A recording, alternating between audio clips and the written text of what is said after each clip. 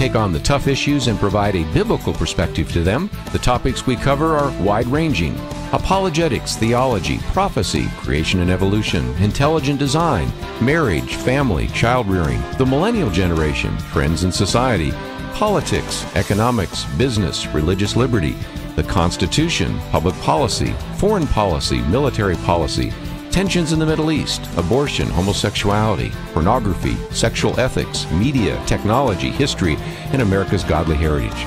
We talk about anything that affects your faith, your family, or your freedom. So don't go anywhere, because Point of View starts right now.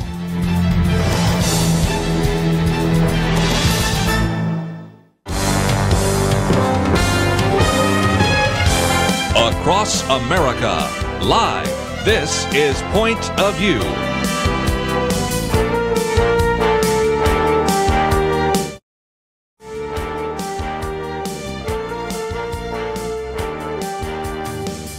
And now, Kerby Anderson. Thank you for joining me today. It is our weekend edition, and we certainly have a lot to cover today because, indeed, the omnibus bill is going to be signed by the president. He's declaring emergency, so we'll get into those topics. I might also mention that Steve Forbes will be with us in the next hour. We'll chat with him a little bit about the Green New Deal. I'm sure he has some comments about that as well. And, of course, we have in studio with us Dr. Merrill Matthews and Lathan Watts. We want to give you an update a little bit on the Bladensburg Cross case, because later this month, oral arguments take place in that regard. And, of course, we have a variety of other issues that we certainly want to get into. So let's start off. This omnibus spending bill, and I will get into some of the concerns that the conservatives are raising, but let's just give you the facts first, is one that would provide some money, but not really for building a wall. But we'll talk about that in just a minute. Passed the Senate 83-16. Passed the House 300 to 128. I'll get into what at least our friend Daniel Horowitz called 5 insane provisions in the amnesty omnibus bill, and those are just a few. But first of all, Dr. Merrill Matthews, we've been around a few years and watched how these omnibus bills get passed at the last moment.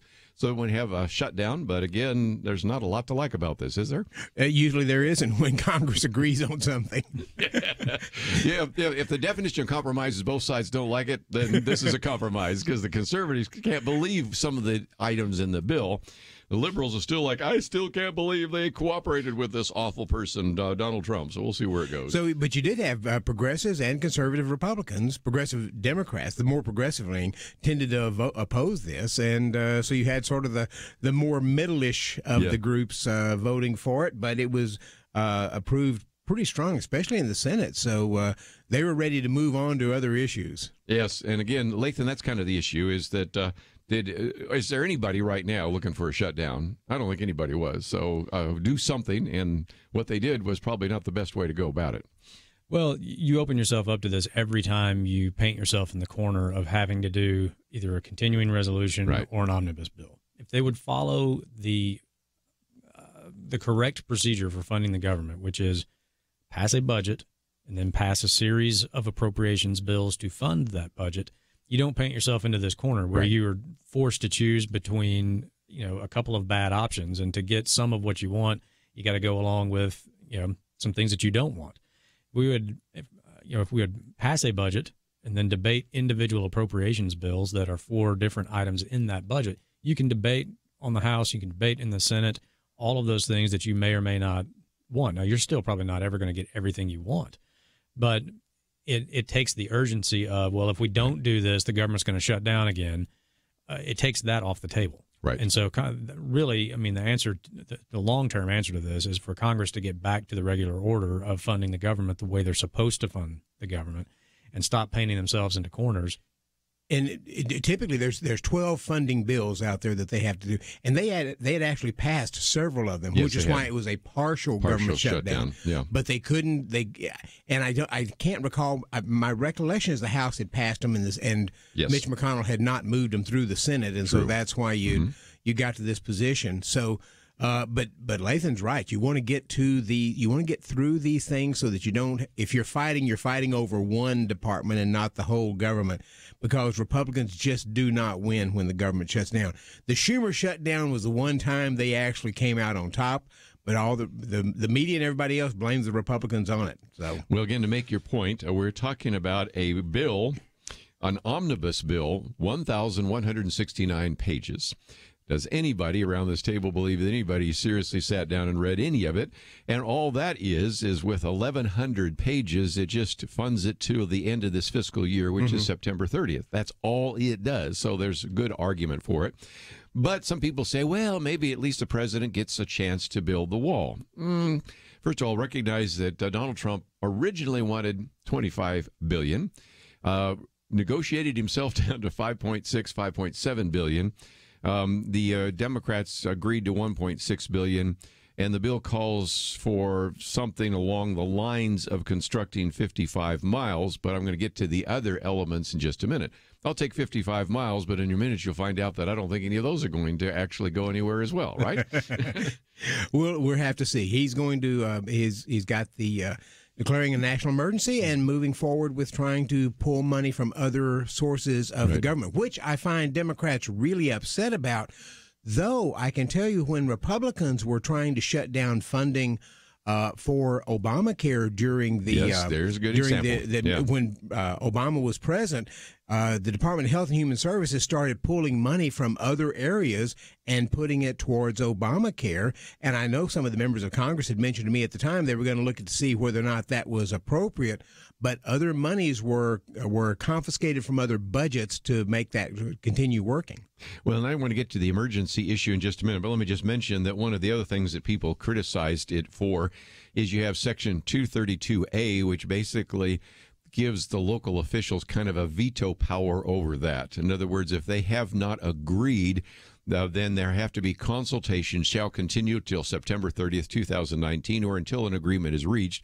So in a lot of those particular situations, some of those border towns, especially in the Rio Grande, where they're kind of blue anyway, are going to say, well, we'll just protest and that'll be the end of that. Of course, we had future presidential candidate Beto O'Rourke saying, not only would we not build them, I will tear down the wall.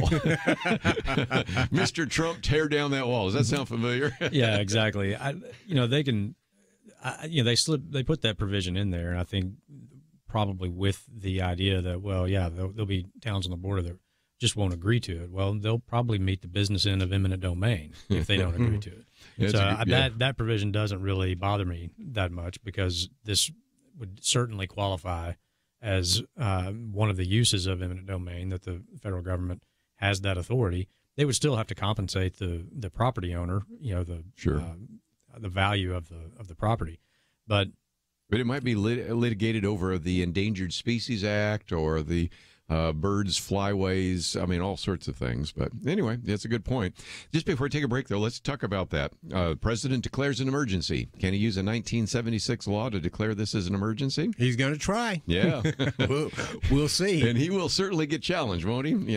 I've talked to our lawyer here. Yeah, definitely. I mean, they'll probably find a court in California or Hawaii to issue an emergency temporary restraining order that will stop him from acting or taking the action that he wants to with the declaration of emergency.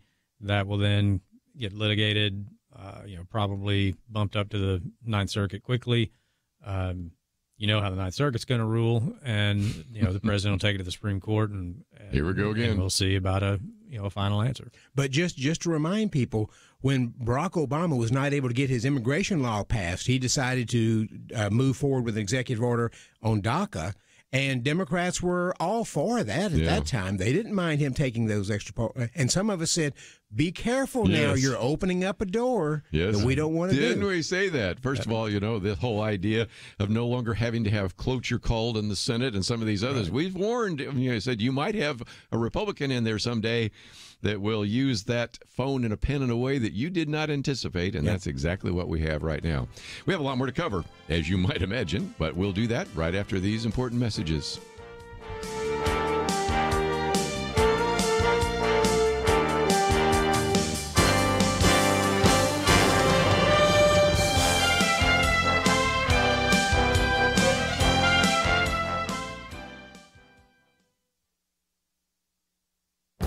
This is Viewpoints with Kerby Anderson.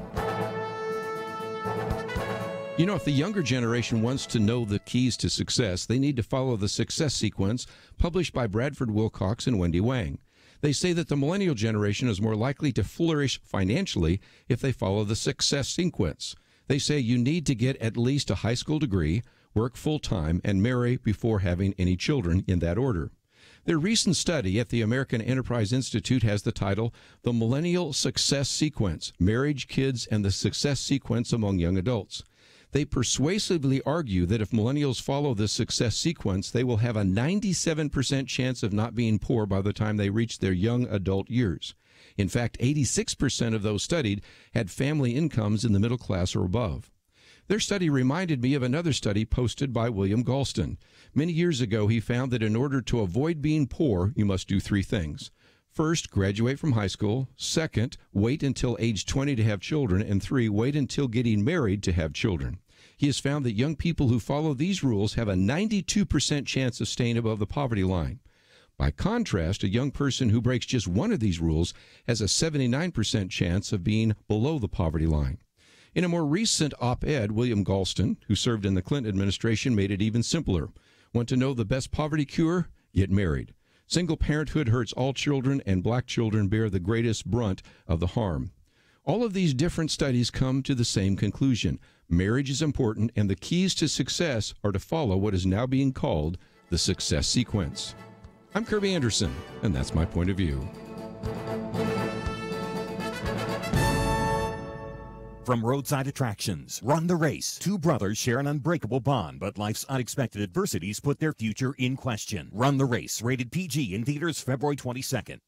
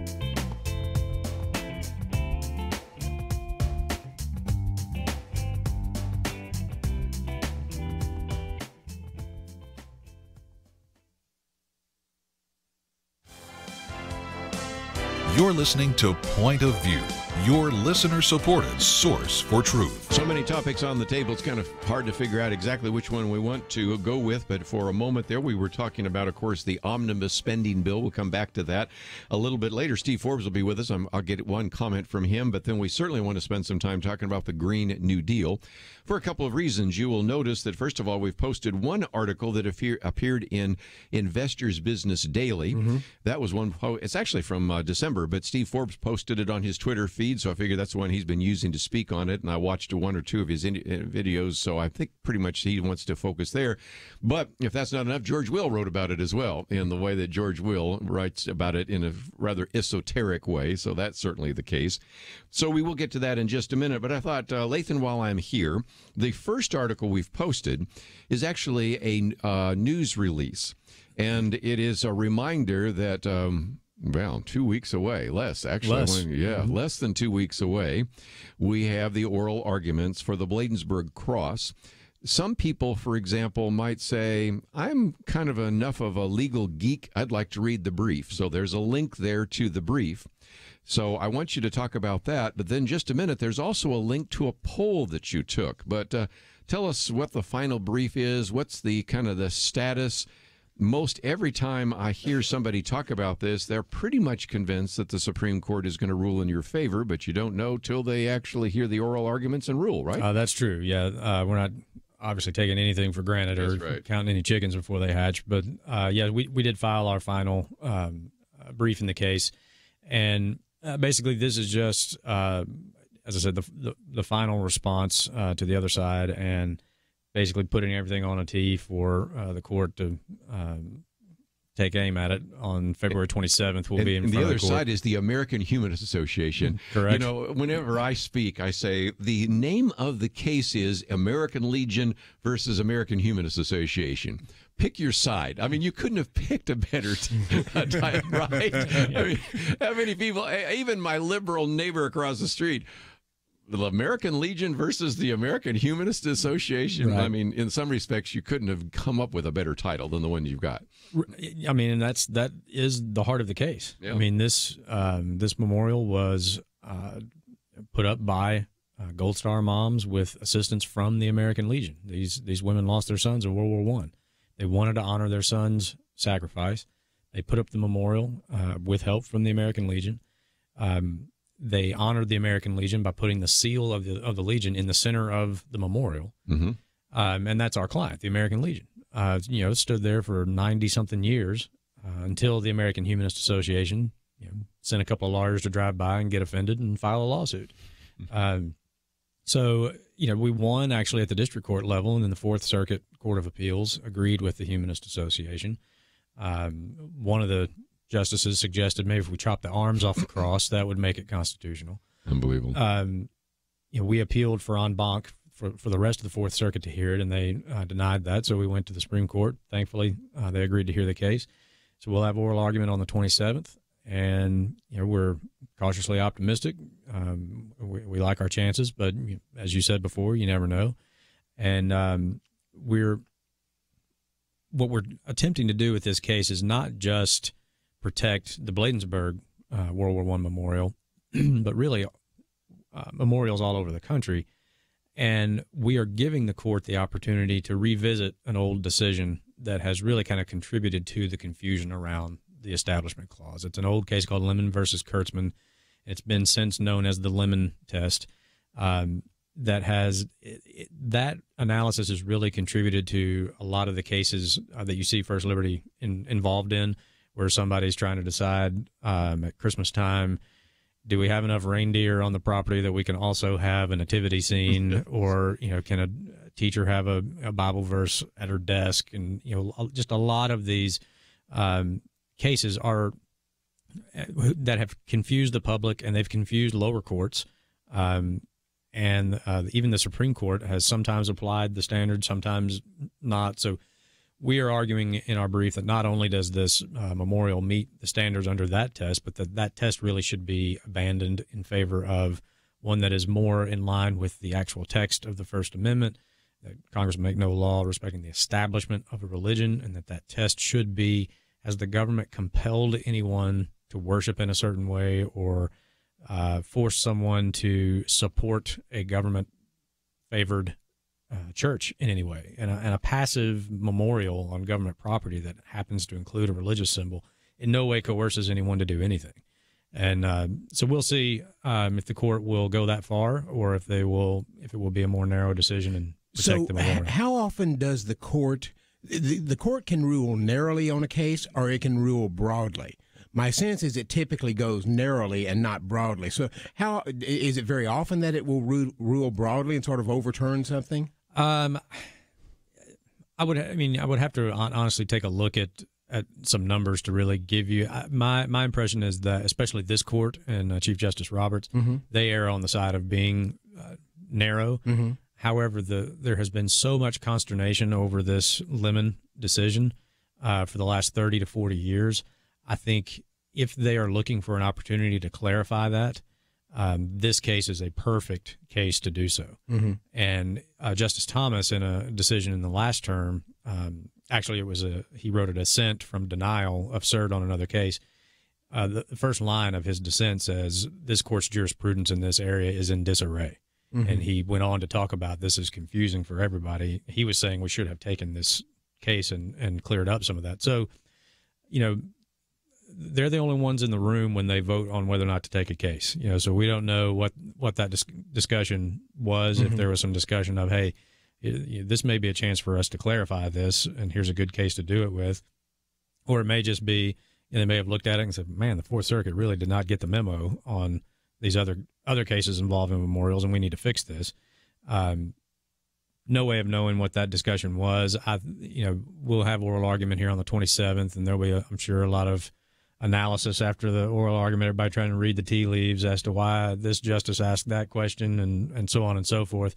But we really won't know until we get the decision, which will probably come towards the end of the term. Typically big cases, and this one I believe has more amicus briefs filed than any other case this term. Isn't that amazing? I think typically those kind of blockbuster decisions come sometimes on the last day of the session. They drop that opinion out there. I think when we get it, and everybody will be rifling through it, trying to read it very quickly, if it's a 5-4 decision, my guess would be it's been a broader decision to correct Lemon.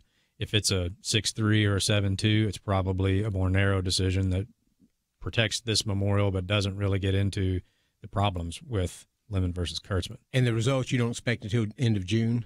Correct. Yeah, until the end of the term. Just before we take a break, one of the other links is to a poll that you actually did, done by our good friends George Barna at Minimum Information and everything like that. And that tells me as well where the American people are on this issue. 84% in favor of keeping the memorial just as it is. Nothing in America polls. Puppies and unicorns don't poll at 84% in America today. And only 2% actually wanted to demolish it. Exactly. Which is what would happen if you ruled against you, right? Correct. Yeah, the Fourth Circuit decision get the bulldozers out. Would be the final word on that. And that would also apply to Arlington National Cemetery, which is also in the Fourth Circuit. So this would not be the end just for this memorial. I'm sure the Humanist Association will find the Canadian Cross of Sacrifice to be offensive and the Argonne Cross of Sacrifice to be offensive. So, 84% in a nationwide poll agreeing on anything is pretty remarkable these days. I think the percentage would be higher if people knew more about it, because in some respects our listeners do know about it. But I'll bring it up to other people and I get kind of the RCA Victor dog look. Remember that? Right. They kind of, what? I'd never even heard about that. You mean they're going to actually Yes, they are. And I would imagine, by the way, after the Supreme Court deals with this, at least in the oral arguments after February 27th, there'll be some more people that will understand what's at stake. So it'll be kind of interesting. And I just thought I would mention that is available at our website. Of course, we have a link to First Liberty. And I would encourage you to pass that on. Maybe it'd be good something to put on your Facebook page or a Twitter feed or something like that. If you'd like to see the poll, if you'd like to see the brief, it is all there. And, of course, you can go to, I guess it is firstliberty.org/Bladensburg. You might say, well, I don't know how to spell it. That's okay. We got the link there, too, as well. So that's all good.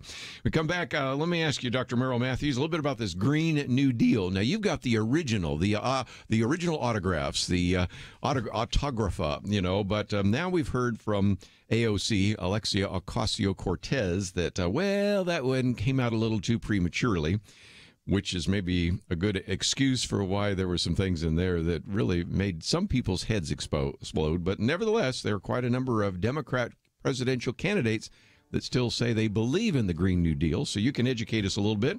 And then a little bit later, Steve Forbes will educate us even more on that issue. And then we'll get into some of the other very important topics. So if you'd like to join us, 1-800-351-1212, or just sit back. In the meantime, we've posted some really good articles for you to read. Why should you become a partner with Point of View Radio? Because for decades, this team has made a significant difference in lives and communities across the nation. Because America is dying for lack of biblical wisdom about life and culture. You should give because your gift will make possible cutting-edge information on issues that matter, information you won't hear anywhere else. Why? Because your gift will change lives, because you'll influence our culture with biblical truth, and because you can make a difference for the future. Our nation needs a truth team very badly. Support Point of View Radio today at pointofview.net. Click on Join the Truth Team and choose your level of support. Pointofview.net or call 800-347-5151. 800-347-5151, or mail that first donation to Point of View, Box 30, Dallas, Texas 75221. Box 30, Dallas 75221. Point of View will continue after this.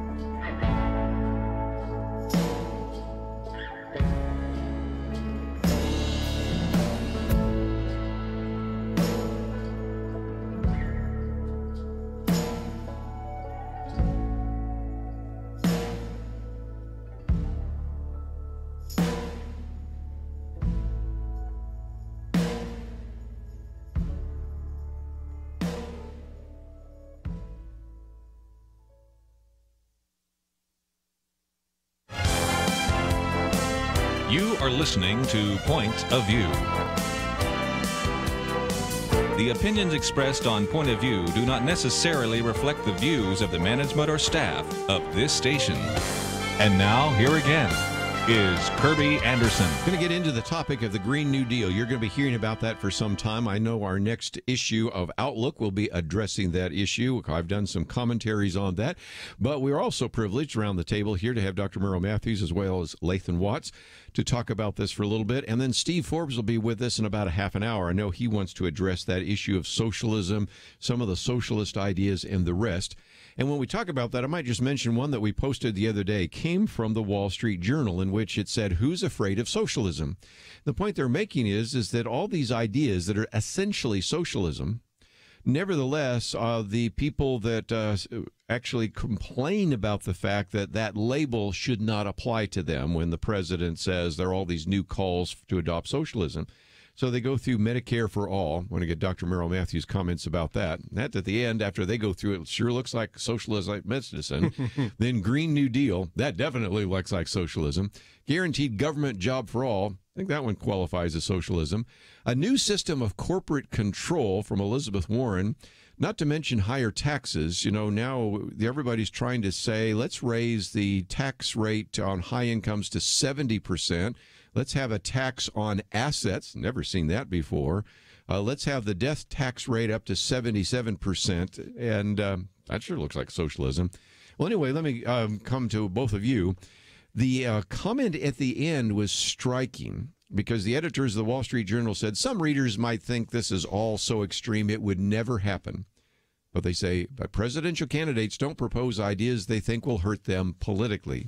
At least in the primaries, the assumption right now is the Democratic primary, the more leftist you can be, the more opportunity you have to be elected. I've been saying it for some time. The far left is going to be driving the Democratic Party. I think so. And that's the one that the media wants to focus on. So if you're a Democrat running for Congress or running for the presidency, you've got to sort of out-left your opponents in order for the media to pay much attention to you.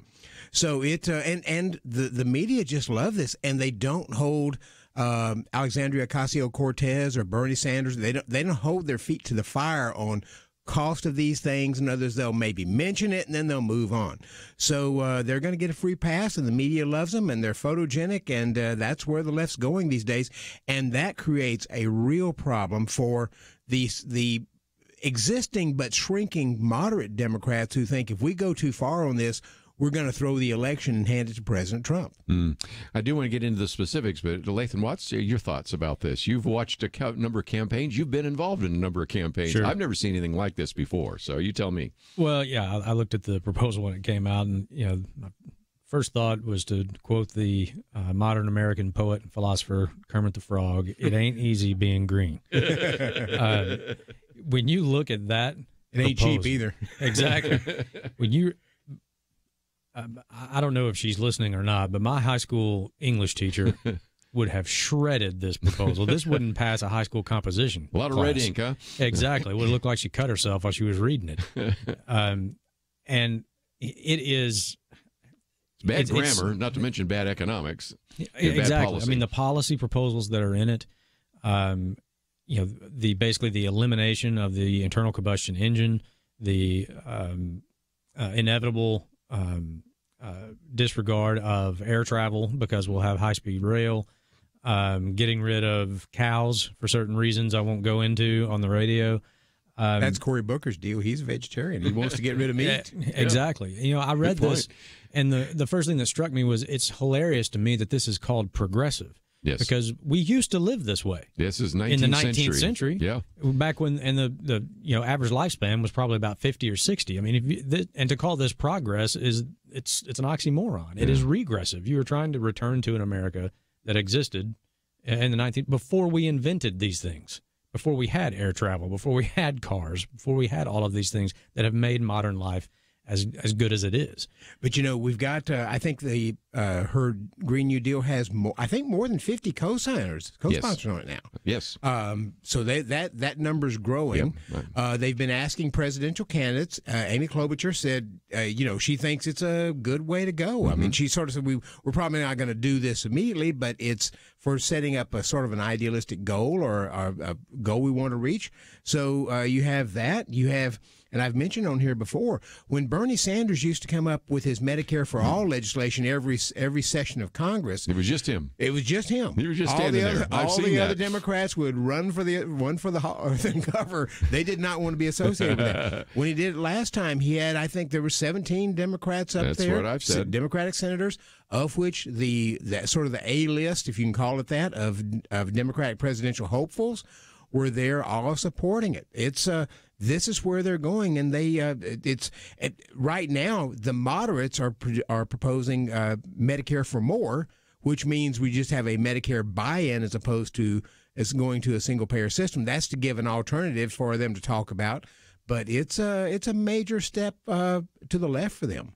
I also like the line in the proposal about the government will provide a job for everyone who wants one, that will provide them with a living wage, and will also provide guaranteed income for all those who are unable or unwilling to work.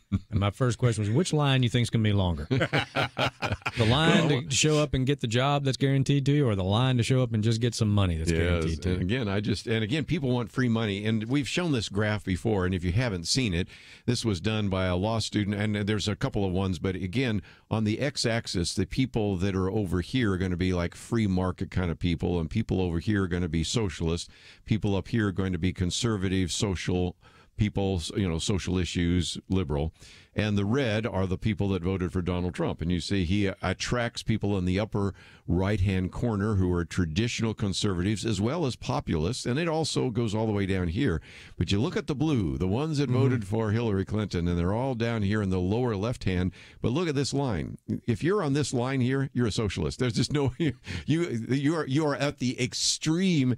And so, again, if you're a candidate running in the Democrat Party, you're going to stay in this quadrant.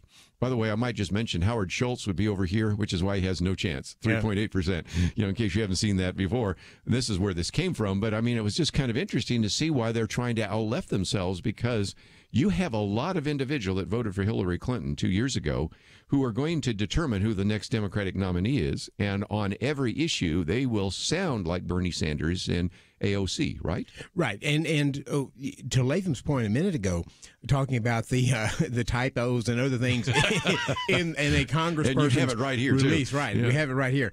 But, I think we're missing that point. Donald Trump broke a lot of norms that some of us sort of said, well, yeah, he is, and we're not comfortable with all of that, but that's what he's doing, and he's moving forward. Some of the norms is that you just expect something being released from a member of Congress to be spelled right, grammatically correct, and so forth. I think they would come up and say, you're missing the forest for the trees. We're on a moral imperative to save the world, and you're wondering why I misspelled a word in here or left out a comma or something like that. Don't worry about that.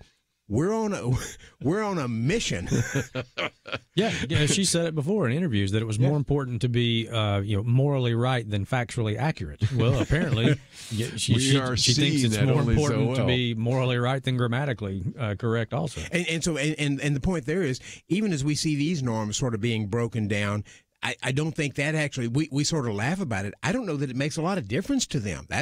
So what if I misspelled a word? I'm out here trying to save the world that's going to be destroyed in 12 years. Yes. Right. And help us out, because you oftentimes are here wearing the hat as the expert on healthcare, but you're also become the expert on energy. Is there any way that we could even move to a point that looks a little bit more carbon neutral in light of what we have right now in terms of these growing economies, not only here but around the world? And we have been. The percentage of energy that we get from our electricity that's derived from renewable resources, primarily wind and solar power, which is what they're primarily talking about, right, has been growing, but it's still slow. I mean, when Barack Obama came in, about 3.7% of our electricity was produced by wind and solar. Now it's up about 7%.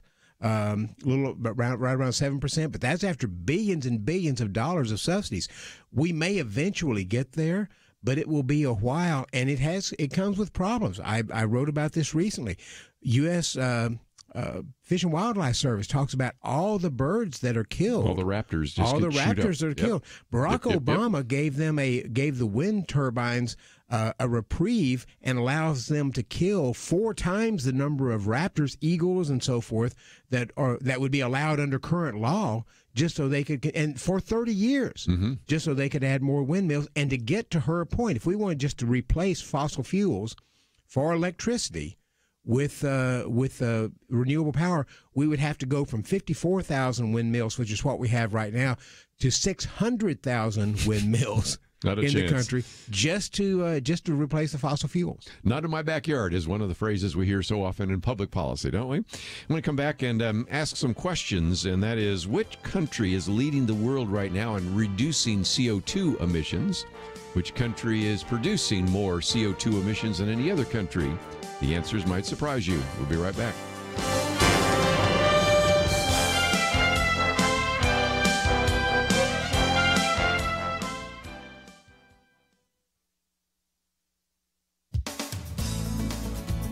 The United States Supreme Court recently blocked enforcement of a Louisiana law requiring that abortion doctors have admitting privileges at a hospital within 30 miles of the facilities where they perform abortions. The stay applies while the justices decide whether to hear an abortion clinic's challenge to this law. If the justices decide to hear the case and ultimately uphold the legislation, one more common-sense protection for women undergoing abortion will be secured. The law passed overwhelmingly in Louisiana's House and Senate in 2014.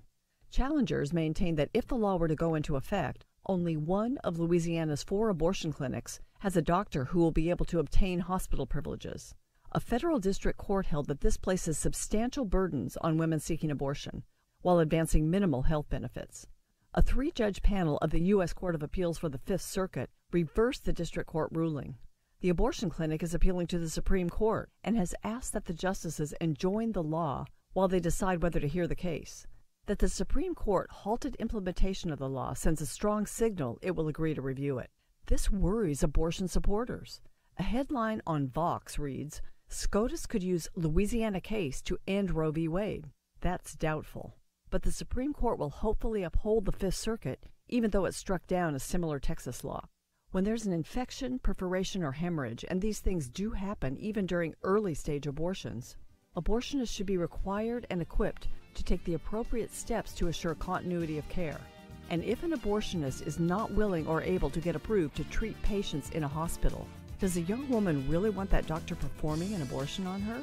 The Supreme Court justices have before them petitions to review other abortion-related decisions, but this case is one to watch. For Point of View, I'm Penna Dexter.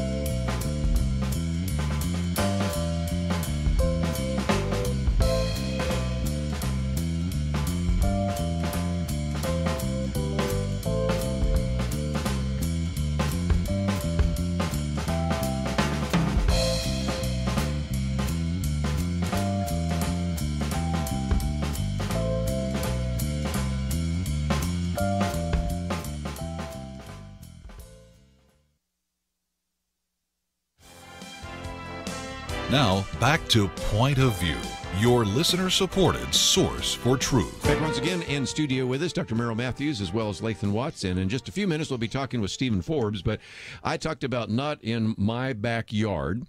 And as I was saying that, you were smiling, I was smiling. I know what you were going to say next. Tell us the story if some people have not heard it before. Indeed. Ted Kennedy in Massachusetts. Massachusetts had been looking at putting wind turbines off the coast into in the water for years. It was called the Cape Wind Project. But Ted Kennedy, a big liberal who wanted to move towards green energy, would oppose that because he didn't want to look out and see those. Now, they may have been so far out he couldn't have seen them, but he didn't want to see those in the bay. And as a result, they weren't able to move forward until he died. Once he died, Barack Obama was in. He passed over nearly $1 billion, I think, in subsidies. Yeah. Cape Wind was moving forward, but then the residents of Massachusetts found out their electricity rates would nearly double, and they voted to kill that thing. So it didn't last very long, but again, a great story. One of the things that maybe helped this discussion move ahead is the reason for the Green New Deal is because we are on the edge of a catastrophe that will unfold in the next 12 years.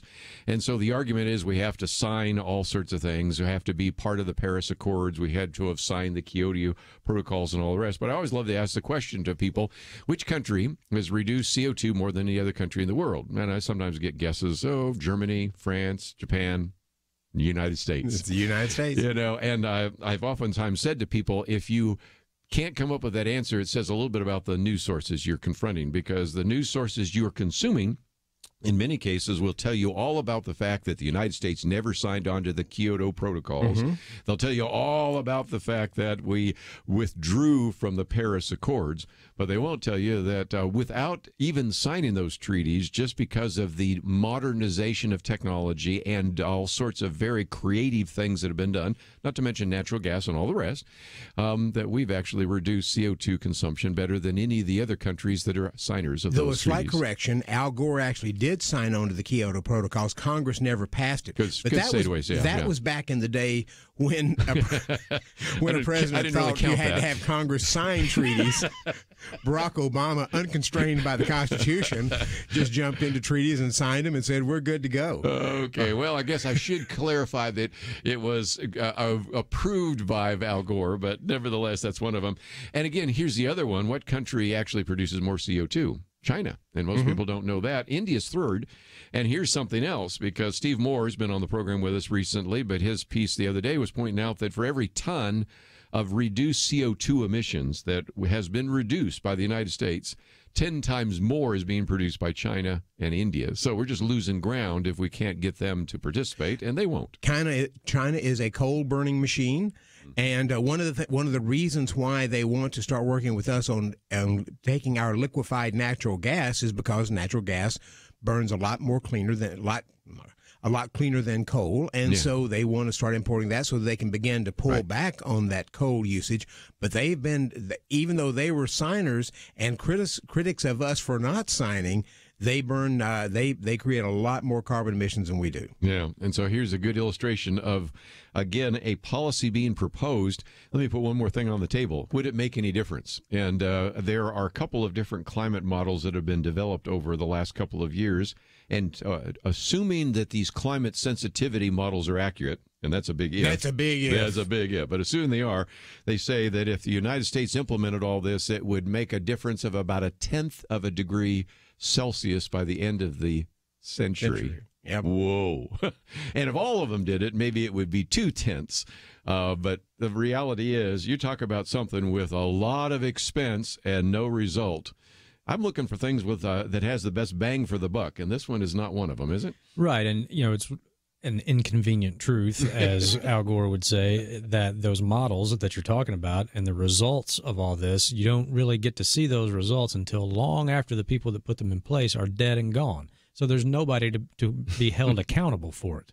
I mean, that model, like you're talking about, is by the end of this century. There's a new model, it seemed like every week. Yes. That tells us, I mean, Al Gore told us, the first time he did the oceans would rise 20 feet. Right. And he was off by about There'd 20 be no feet. more snow. Yeah, exactly. And it was going to be, we got to do this or the world's coming to an end and, the end of the decade. Decade goes by, world doesn't end, new climate model, new proposal by AOC that says what? Yeah. Going to be over in the next 12 years. That's why we got to do this. But we should. The Earth has been on a gradual rising warming trend since the last ice age. That's why we're not in an ice age. Yes. And so there has been that slow warming trend, but nobody sort of assumed that was being caused by carbon. It's a lot of the fluctuations. And one of the things I'm interested in right now, this goes to a different thing. The magnetic poles are beginning to change. Have you seen that? Mm-hmm. They flip every now and then. That'd be a flip. Yeah. But true north, or the magnetic north, has actually moved several miles from where it used to be. Yes, it has. And you have to wonder, does that begin to disrupt some of the wind flows and other things that happen out there? And when that happens, the Earth's the climate begins to change a little bit. Well, again, if you go back and look at history, we had the medieval warming period. And the Roman warming period. And you had okay, well, let's go all the way back. Yeah, you had the Roman warming period. We go back a long time. Yeah, well, we're the old guys, so we remember all. No, I was not there, but we have done ice core samples and things like that, and so we recognize it was fairly warm during the Roman period. Then it cooled. Then it got warm again during the Middle Ages. And you might remember your old geography that you have ice in Greenland, but no ice in Iceland. Well, there's a time when there was no ice in Greenland for a long time. There was all sorts of reports of growing grapes in England.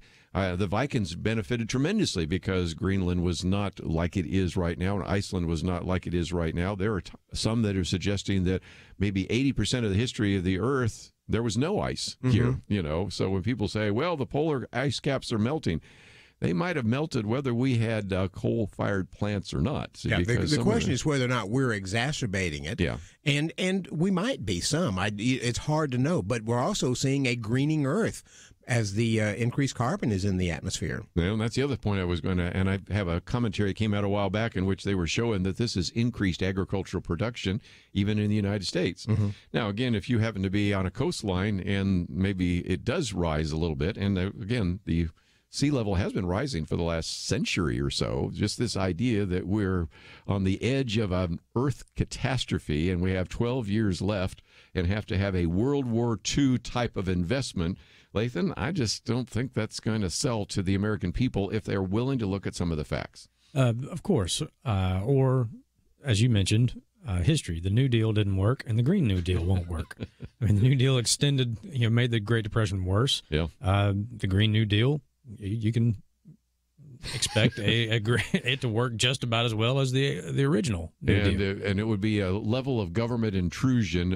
When we get Steve Forbes on, we might quote a few things because this really is an assumption that we will move into a utopia if we implement this, and there will be so much prosperity. The only real question is, as each are producing according to their ability, each of us will be able to receive according to our needs. She's going to take care of racial injustices, income inequality. Everybody's going to have guaranteed income. It looks like a utopia. Yeah, and so if you don't think so, Dr. Merrill Matthews has been writing quite a bit about that. We got IPI.org. You can read some of those articles that are there. And, of course, we've posted one by George Will, one from Investors Business Daily. And when we come back, we'll have a chance to talk with Steve Forbes, chairman and editor-in-chief of Forbes Media, author of a number of different books. But this is something he's been talking about, and a little bit concerned that the younger you are, the more likely you are to embrace socialism. So we'll see what he has to say about that. If you'd like to read a little bit more about either of our guests or even our next guest, go to the website, pointofview.net. There's lots of great resources for you there as well. Let's take a break. We'll come back with Steve Forbes and Dr. Merrill Matthews and Lathan Watts right after this.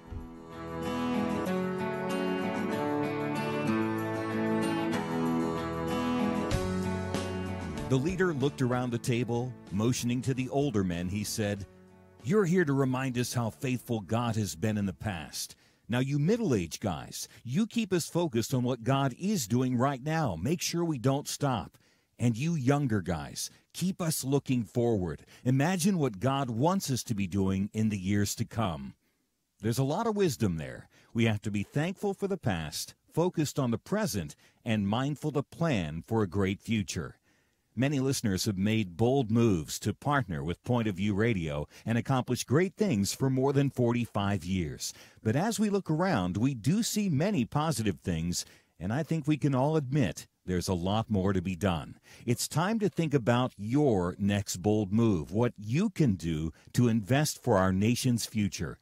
Be thinking about that. If you have an answer now, don't wait.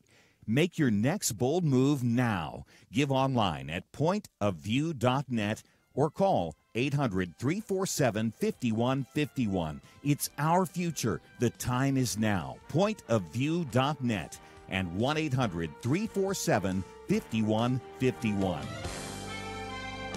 Point of View will continue after this.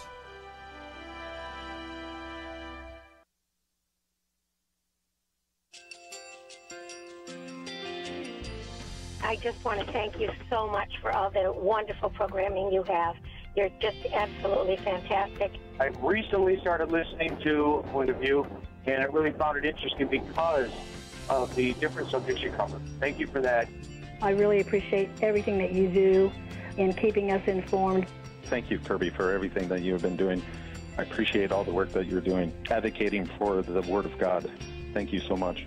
Point of view, I think, is absolutely necessary because it's a Christian perspective, a biblical worldview perspective, and receive very current, up-to-date information about what is really going on, week to week in our culture, which is changing so rapidly, and yet it's morally sliding backwards. Yeah, I'm just, first of all, I think y'all's program is wonderful, and enjoy it every day. I learn so much every time I listen to it. Point of View Radio Talk Show.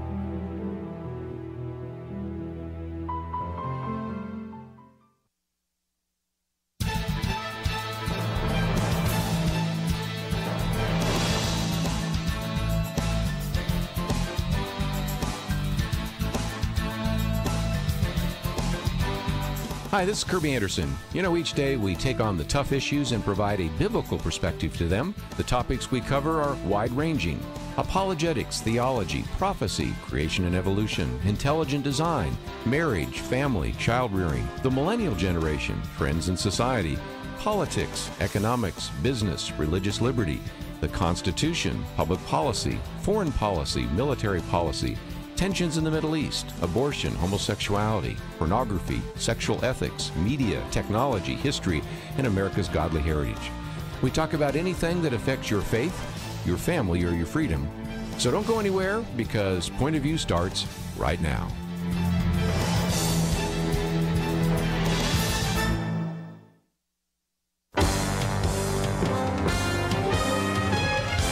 Across America, live. This is Point of View.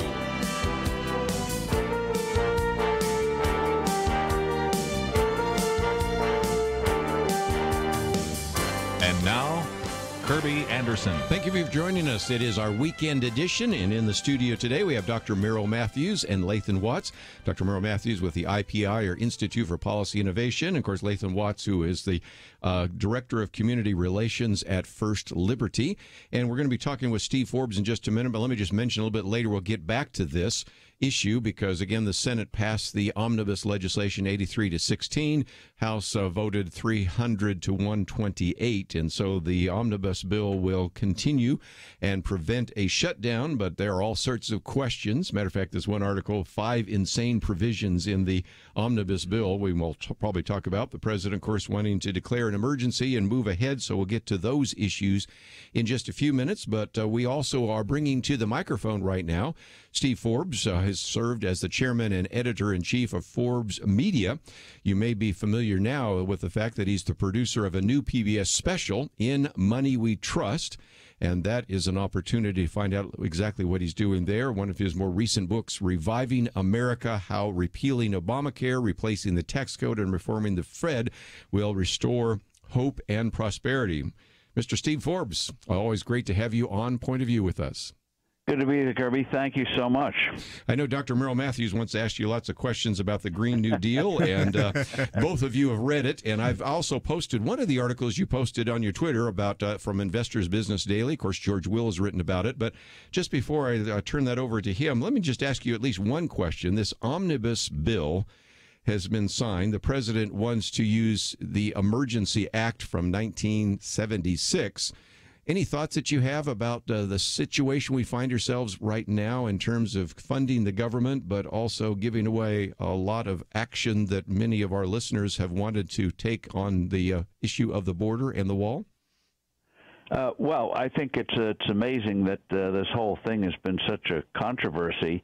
Wall, whatever you want to call it, structure is non-controversial in a normal world. Parts of the border, such a structure, would be very effective, has been effective in California and elsewhere, and it's just been hopelessly politicized. So I think this 55 miles will be what you might call another demonstration project that it works, and will set the stage to finally do on the border what should have been done right after 9/11. And we should know who's coming into the country. On the national emergency, I've not read the specific order itself, but I hope that the White House has done a very careful job in making the case why it should be invoked here, because it is going to be challenged, as the president acknowledged, with a federal district judge, and it will go to the Ninth Circuit and will ultimately go to the Supreme Court. What has been happening recently qualifies as an emergency, because otherwise it'll be a precedent for another president to say that guns are a national emergency and take actions that Congress would not normally have approved, or climate change, or who knows what else. And so I hope they've done that one right. But the president, I think, has a very winning issue with border control, just as I think he got very winning issues in the State of the Union by hitting socialism, and then late-term abortion. As you know, late-term abortion is a nice word for infanticide, and that is an issue I think most Americans I don't care what your view is on abortion. That infanticide is something that is just repugnant, and it's shocking that a political party, or at least parts of a political party, would even entertain such an idea. Steve, this is Merrill. Your father spent decades running Forbes magazine. You spent decades running Forbes magazine, trying to educate the public on the benefits of capitalism and free markets. IPI, my think tank's been around for 30 years trying to educate the public on the benefits of capitalism and free markets. And apparently we haven't reached the millennials because they're increasingly embracing socialism. What did we do wrong? I don't think anything we did was wrong.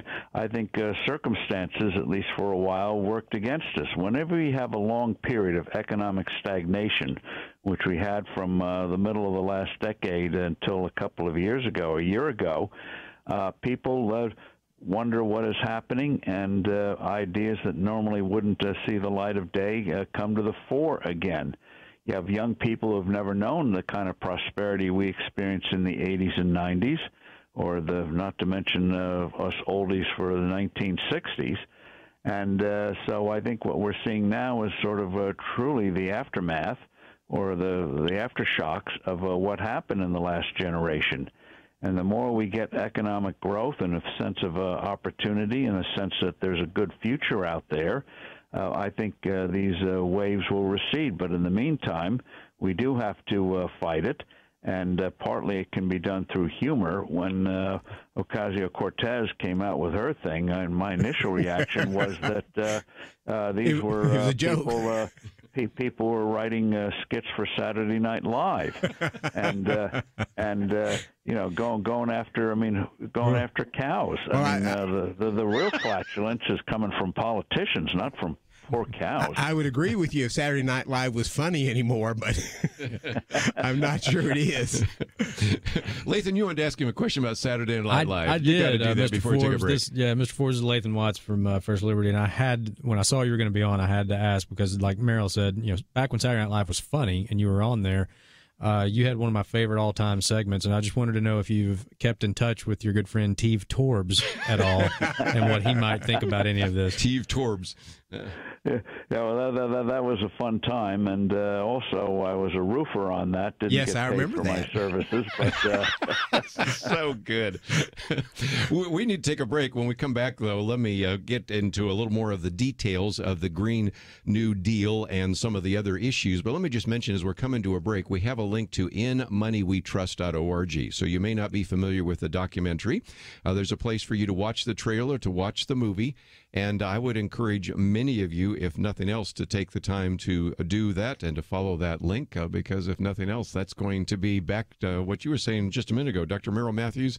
We need to do some more. We need to do some education, because right now it does seem to me that some of these individuals that embrace socialism are even trying to run the government. One of the things that if you look at American history through the 20th century, there were so many intellectuals who started out as socialist and at some point turned to conservatism, yes, especially there in the 50s, 60s, and 70s, and then again in the 80s when you had the neoconservative. Ari Fleischer, we had in at his lunch yesterday.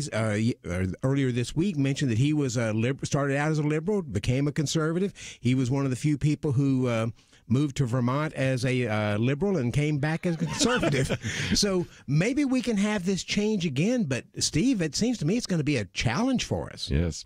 Well, let's take a break because I want to give him a chance to give a longer answer. And since we're coming to a break, we'll do that. But if you want, go to the website, and we have that in moneywetrust.org, and you can find out a little bit more. When we come back, Dr. Merrill Matthews, I'll turn it back to you. And there are just some things we need to educate our listeners about in terms of the Green New Deal. We've got one article from Investors Business Daily, George Will's article today, as well as some of the things you've written over the years from IPI.org. So we'll continue conversation with Steve Forbes right after this.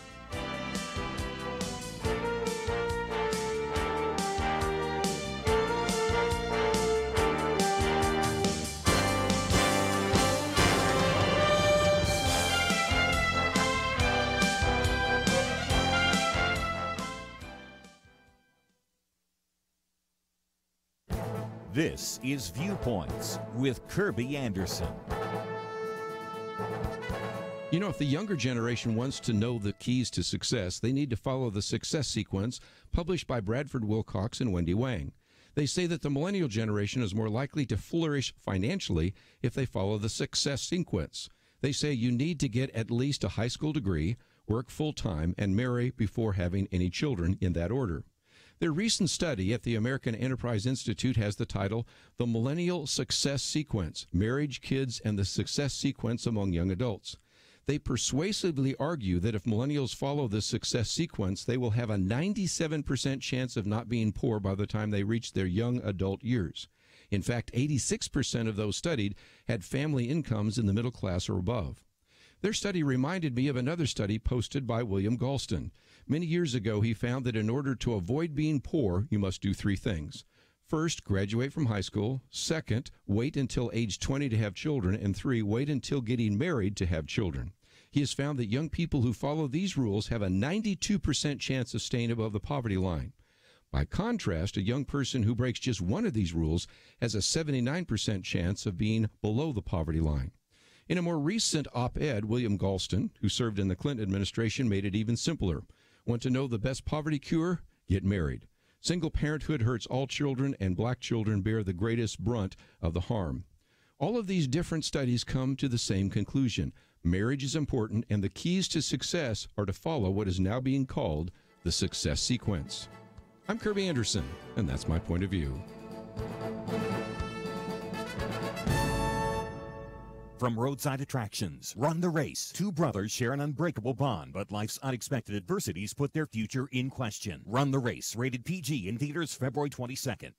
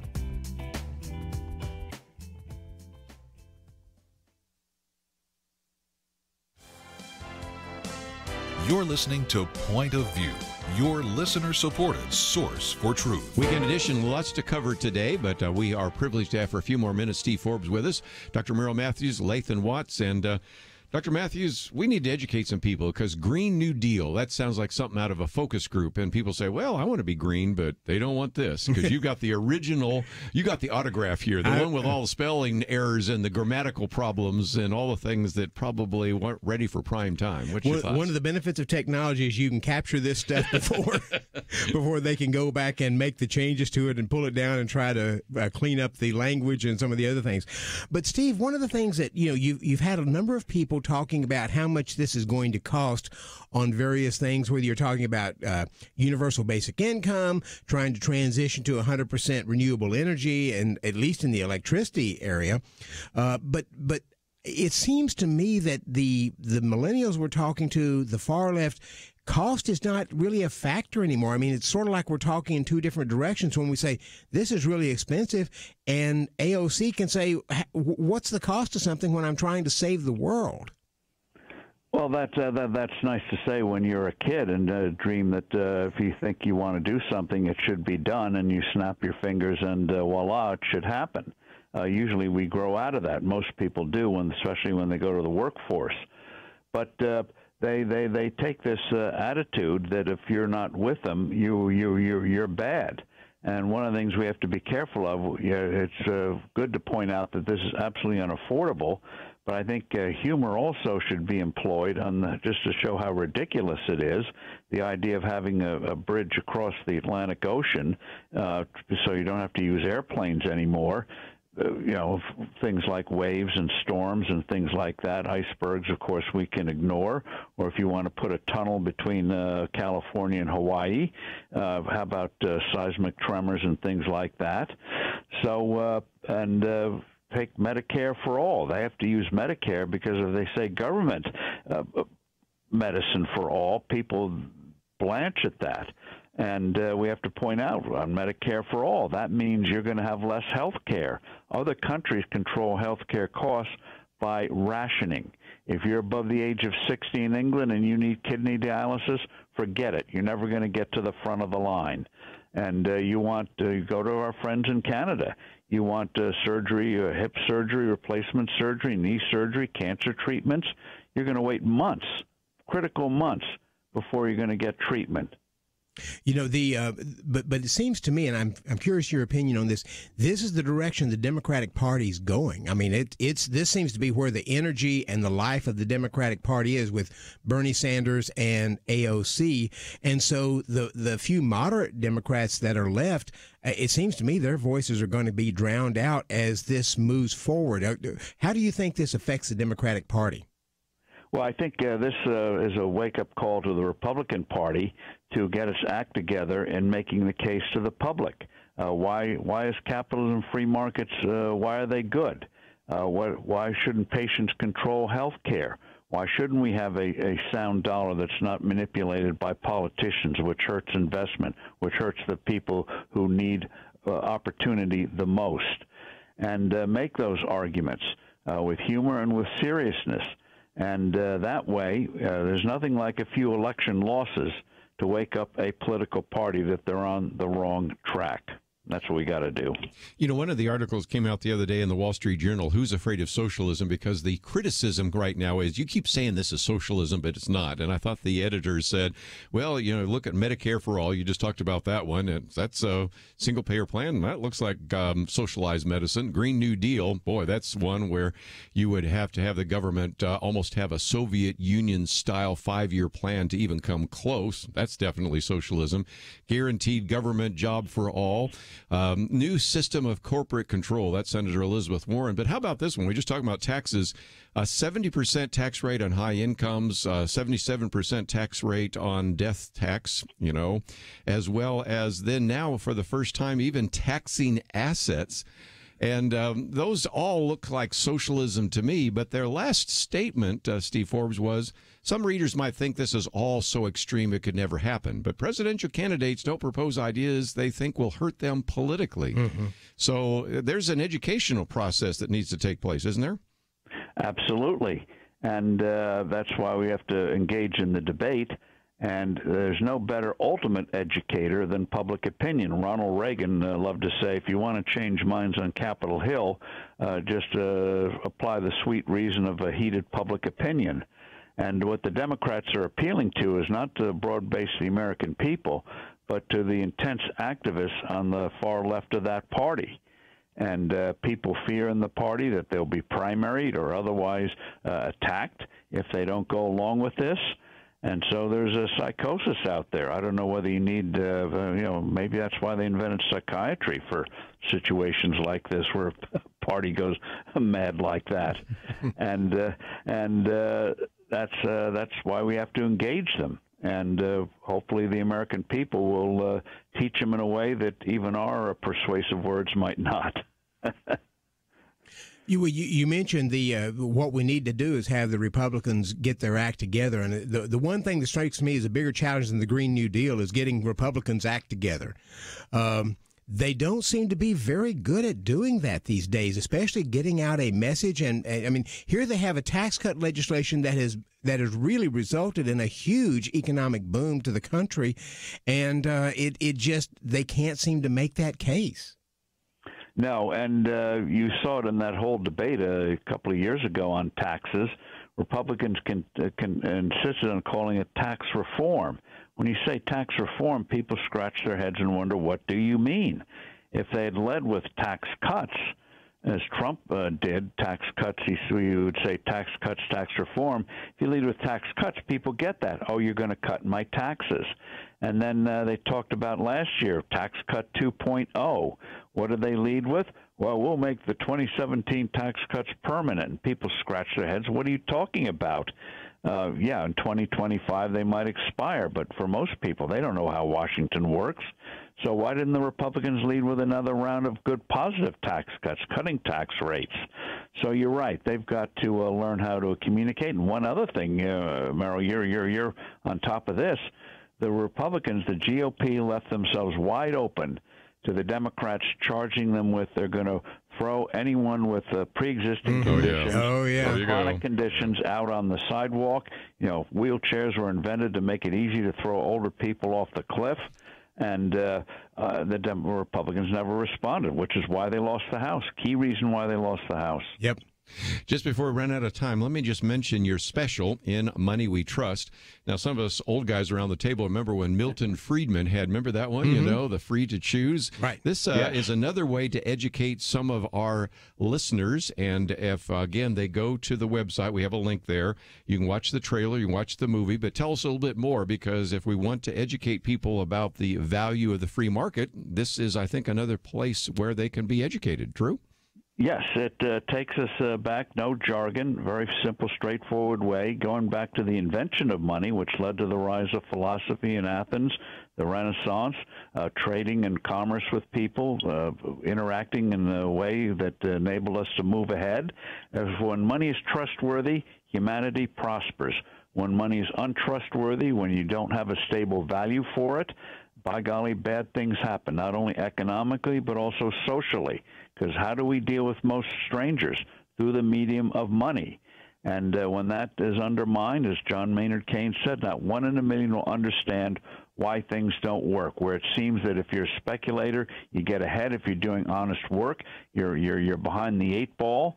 And it's poison for society. We saw that most dramatically in Weimar Germany in the early 1920s, the German hyperinflation, which created the conditions for the rise of Hitler. We see it in Venezuela today. Those are extreme examples. But the slow motion version that we've been going through since we went off the gold standard in the 1970s also has very real social repercussions.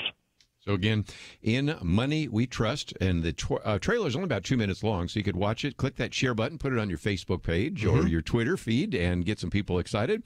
And it's just another way to educate individuals. Steve Forbes, we've always appreciated your perspective, and thank you for giving us some time today here on Point of View. Well, thank you. And the people should go to inmoneywetrust.org and see the whole movie and make sure their kids and others see it. You're all correct. We've got a real fight on our hands. Well, again, we appreciate your work in that fight, and we're going to take a break. When we come back, though, I suspect some of you already have some comments, either about some of the things we've talked about in terms of socialism, maybe some comments about the omnibus bill. I'll tell you a few of the what some people call insane provisions in that, and then the whole issue of the emergency. And we'll get into a little bit more of the details that we've talked about in terms of some of these socialist policies which are being put forward. So if you'd like to join us, that number is 1-800-351-1212. And a little bit later, we'll give you an update on some of the issues that Dr. Merrill Matthews and Lathan Watts are writing about. All that coming up right after this.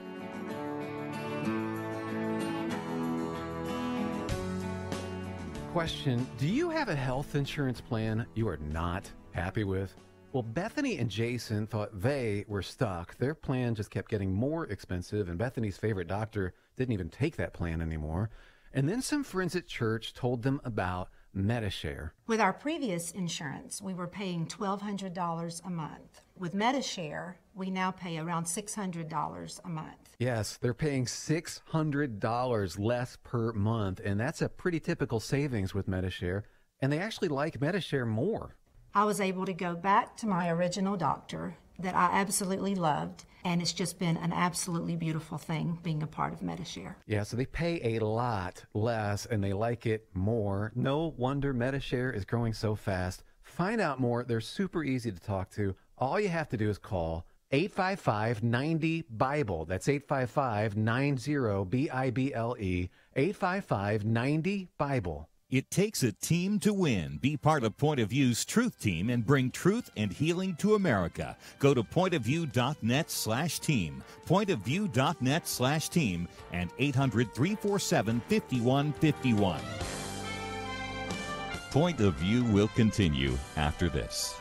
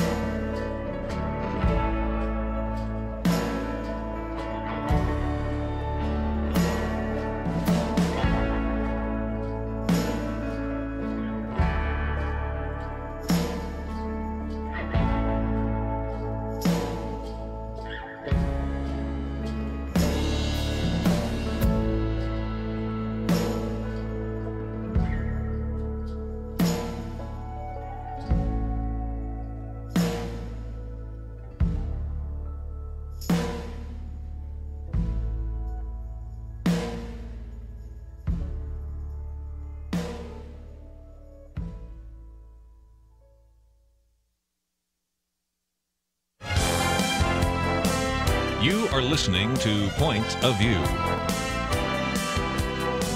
The opinions expressed on Point of View do not necessarily reflect the views of the management or staff of this station. And now, here again is Kerby Anderson. If you'd like to join our conversation, 1-800-351-1212. Mentioned just a minute ago, some people talking about Medicare for all. Some are talking about Green New Deal. Those are the first couple of calls that we're receiving here. But if you'd like to join us, 1-800-351-1212. I'm going to come back to this omnibus bill that in some respects has caused everybody some consternation. If indeed the definition of compromise is both parties are unhappy, well, they've actually did that. The conservatives can't believe some of the things in this bill. not to mention the fact that it was voted on without anybody probably reading the 1,169 pages. But certainly conservatives are upset about some of the provisions in it. Number two, of course, some of the liberals are upset that they ever even compromised with the president on that. So that will be another topic. But first call here wants to get into the issue of Medicare, or medical care, I should say. So in Texas, KCTA. Susan, thank you for joining our conversation today. Hello. Yes, I had a comment about that. I appreciate Mr. Forbes' research and the idea of educating everybody on the failure of socialism all over the world and why. But it occurred to me that all you have to do is go to an HMO or Medicare doctor and see what the care is. They have to take every single patient on the panel when they sign up to take patients for an HMO. They can't alter their schedule like they normally would. They see far more people in one morning than is physically possible. The doctors come in pretty much hyperventilating, holding a computer, trying to remember what they're supposed to type in for the previous patient. And they don't even hear you speak to them. You cannot possibly treat a person when you can only listen to them for 15 seconds. And you can see that the volume of people that would occur with a single-party payer and reduction of prices, how many patients the doctors would have to see. It's impossible for one person to see 45 or 50 people in the morning from 8 to 12. There's just not enough time in the day. And they have placed that on many of the HMO doctors, and they don't know how to change it because they've already contracted to take every single patient that the HMO sends. And that would be similar to a single-party payer for the whole country. I can't even imagine it just seems like it would be impossible. And if you would just go to the doctor, you'll see the result of a socialized structure without even really having to understand why it fails. Yes. Well, if nothing else, you've given us kind of a boots-on-the-ground feel for what it was like. And, Steve Forbes said this, but you've said the same thing, Dr. Merrill Matthews, and that is we don't hear people calling it Medicare for all because most people sort of like Medicare. Mm-hmm. If you called it VA for all or government health care for all, people would understand that. So if you want to understand what a single-payer plan looks like, where the government determines how much you pay the doctors in the hospitals, determine what kinds of number of patients doctors have to see, what kind of payments they get, which drugs are on the formulary. I'm not sure I want to head down that road. Tell us more. Well, there's a lot of different ways this can be done. So Medicare for All is not actually Medicare. Bernie Sanders has got the lead program. You get rid of Medicare and you do something completely different. Right, yes. There are some Democrats who are proposing a Medicare buy-in, which would keep Medicare, but that's a different deal. So the Medicare for All is just a government-run, single-payer health care system that Bernie Sanders is talking about. Most countries have something like that. Canada does, England does, but even theirs is different because under Canada, you are not allowed to pay for something out of pocket that what they call it Medicare for their whole system there, that their system does. In England, you can actually opt out, sort of like our private school system here. Everybody pays taxes for public school, but you can opt out and send your kids to private school. Same thing's true in England for health care, and about 10-11% of the population actually does that. But she wants to say that HMOs, we have HMOs, we have PPOs, preferred provider organizations, point of service plans. PPOs have always been much larger than the HMOs. The HMOs get more attention, but most people are in either PPO or point of service plan. But she's right that the doctors have got to struggle with these schedules. they're packing more people in, not because the HMO requires it, because you can always say, well, the next opening we have is 2 weeks out or 3 weeks out or 4 weeks out, but because between the discounts of what the doctors receive for reimbursement rates, what they have to do to take care of all this, to pay for their staff that handle all the paperwork and all this, they just have to keep doing more. Then there's the issue that comes in part from Obamacare, of them having to try to keep digital records of this. Oh, yes. So the doctors now come in typically with their iPad or a laptop, and they sit down and they're trying to type this. Others have said, okay, well, I'm going to I have an assistant who comes in and types these things out while the doctor talked to the patient, but then that brings a third person into this, and as the third person is providing that, and I've seen both systems. So it has created a problem in trying to, and that's all trying just to move to digital records, and they still haven't figured out how to be able to transition these digital records so that I go from one place to another place. I go to a dermatologist. Every time I go, I have to fill out a new form. Yes. Well, because somebody bought us out, or we've changed this, or we've done that. And this is all supposed to fix that problem, and they haven't fixed it. It just makes my teeth ache, just listening to this. And the answer to all of this is more government, right? Because all these regulations that just get piled on and make it worse and worse. The biggest scam in this is the same people who gave us Obamacare, who said they were going to fix all these problems. Now that it's an absolute mess, say, now let us take you to Medicare so that we can fix all the problems that we didn't fix under Obamacare. I don't know, Lathan Watts, I'm not the expert that Dr. Merrill Matthews is, but I think one that's more free market, where there is an opportunity for the doctor and the patient to spend more time, and we don't intrude even insurance companies, especially government bureaucrats, into that, certainly seems like a much better answer to this. It would be if we ever gave it a shot. Yeah. I think really that is the point that Susan is making, is that when you hear people talk about, as Dr. Matthews said, we need government to fix this, or we need government-run healthcare. We have government-run healthcare. The healthcare, all the things that you don't like about the healthcare system right now, like she was mentioning, going in there, the wait times, and the doctor comes in and he sees you for 30 seconds and he's trying to type on the computer while he's talking to you. That is a direct result of government's intrusion into healthcare. Yeah. We talk about, a free market approach would be better. I don't know that there's anybody alive right now who has lived under a free market approach to healthcare in this country, because government has had its nose into it since FDR. Yeah. The wage freezes that FDR implemented, that sort of led to employers starting to compete for employees by saying, hey, look, I can't pay you more, but I'll start covering maybe some of your health care. And that leads to this notion in America that's just kind of ingrained in us now, that somebody else should help me pay for your government healthcare. Your employer doesn't own your car insurance, your house insurance. Why should it own your medical insurance? Exactly, and it impacts the way we even look at insurance. There is a small movement out there, and that's doctors who only take cash. They've gone. They don't take any insurance at all. No Medicare, no insurance. You can come. We post our prices. We take only cash, and they stay surprisingly busy. And ideally, that's what you'd want the healthcare system to look like. And then I, as an individual, go and contract with an insurer, not that oversees my doctor, but simply reimburses me as an individual. Like auto insurance or life insurance policies, reimburses me as an individual for the money I spend, and that gets the insurer out of the middle of me and the doctor. And perfect example is if you call one of those doctors that's operating on a cash business, you can find out what he charges for whatever service that you're looking for. Call your doctor right now and ask him what he charges.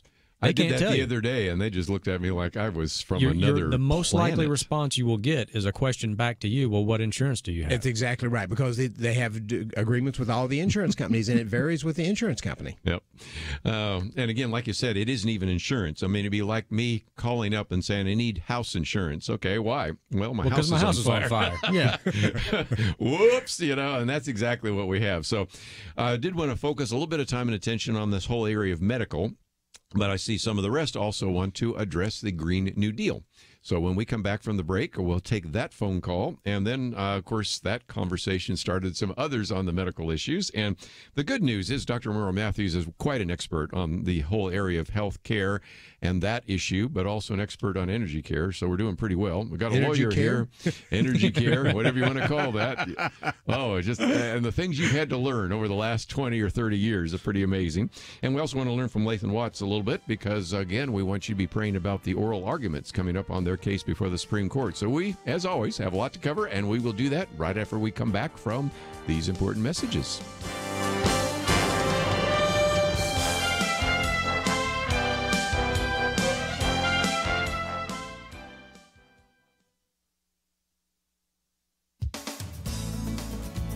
The United States Supreme Court recently blocked enforcement of a Louisiana law requiring that abortion doctors have admitting privileges at a hospital within 30 miles of the facilities where they perform abortions. The stay applies while the justices decide whether to hear an abortion clinic's challenge to this law. If the justices decide to hear the case and ultimately uphold the legislation, one more common-sense protection for women undergoing abortion will be secured. The law passed overwhelmingly in Louisiana's House and Senate in 2014. Challengers maintain that if the law were to go into effect, only one of Louisiana's 4 abortion clinics has a doctor who will be able to obtain hospital privileges. A federal district court held that this places substantial burdens on women seeking abortion, while advancing minimal health benefits. A 3-judge panel of the U.S. Court of Appeals for the Fifth Circuit reversed the district court ruling. The abortion clinic is appealing to the Supreme Court and has asked that the justices enjoin the law while they decide whether to hear the case. That the Supreme Court halted implementation of the law sends a strong signal it will agree to review it. This worries abortion supporters. A headline on Vox reads, "SCOTUS could use Louisiana case to end Roe v. Wade." That's doubtful. But the Supreme Court will hopefully uphold the Fifth Circuit, even though it struck down a similar Texas law. When there's an infection, perforation, or hemorrhage, and these things do happen even during early-stage abortions, abortionists should be required and equipped to take the appropriate steps to assure continuity of care. And if an abortionist is not willing or able to get approved to treat patients in a hospital, does a young woman really want that doctor performing an abortion on her? The Supreme Court justices have before them petitions to review other abortion-related decisions, but this case is one to watch. For Point of View, I'm Penna Dexter.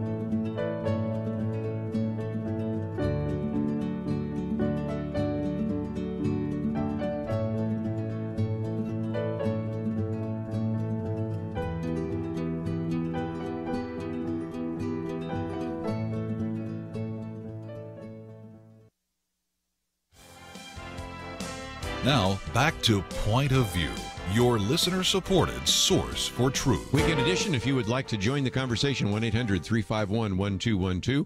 Dr. Merle Matthews with us with the Institute for Policy Innovation, IPI.org. And also we have Lathan Watts with us, and in the next hour we'll spend some time talking about what's happening at First Liberty, firstliberty.org. And we also, as a matter of fact, the first article there is got a very good link in case you won't be with us, so that you can see the final brief that they've put before the Supreme Court. You can see this poll that has been done and learn a little bit more about that. So lots of issues that we will be talking about in just a few minutes, but let's take some of the phone calls here. And one of the topics we put on the table today is the Green New Deal. And I think Randy in Missouri wants to address that issue, so you have the floor. Hey, thanks for taking my call.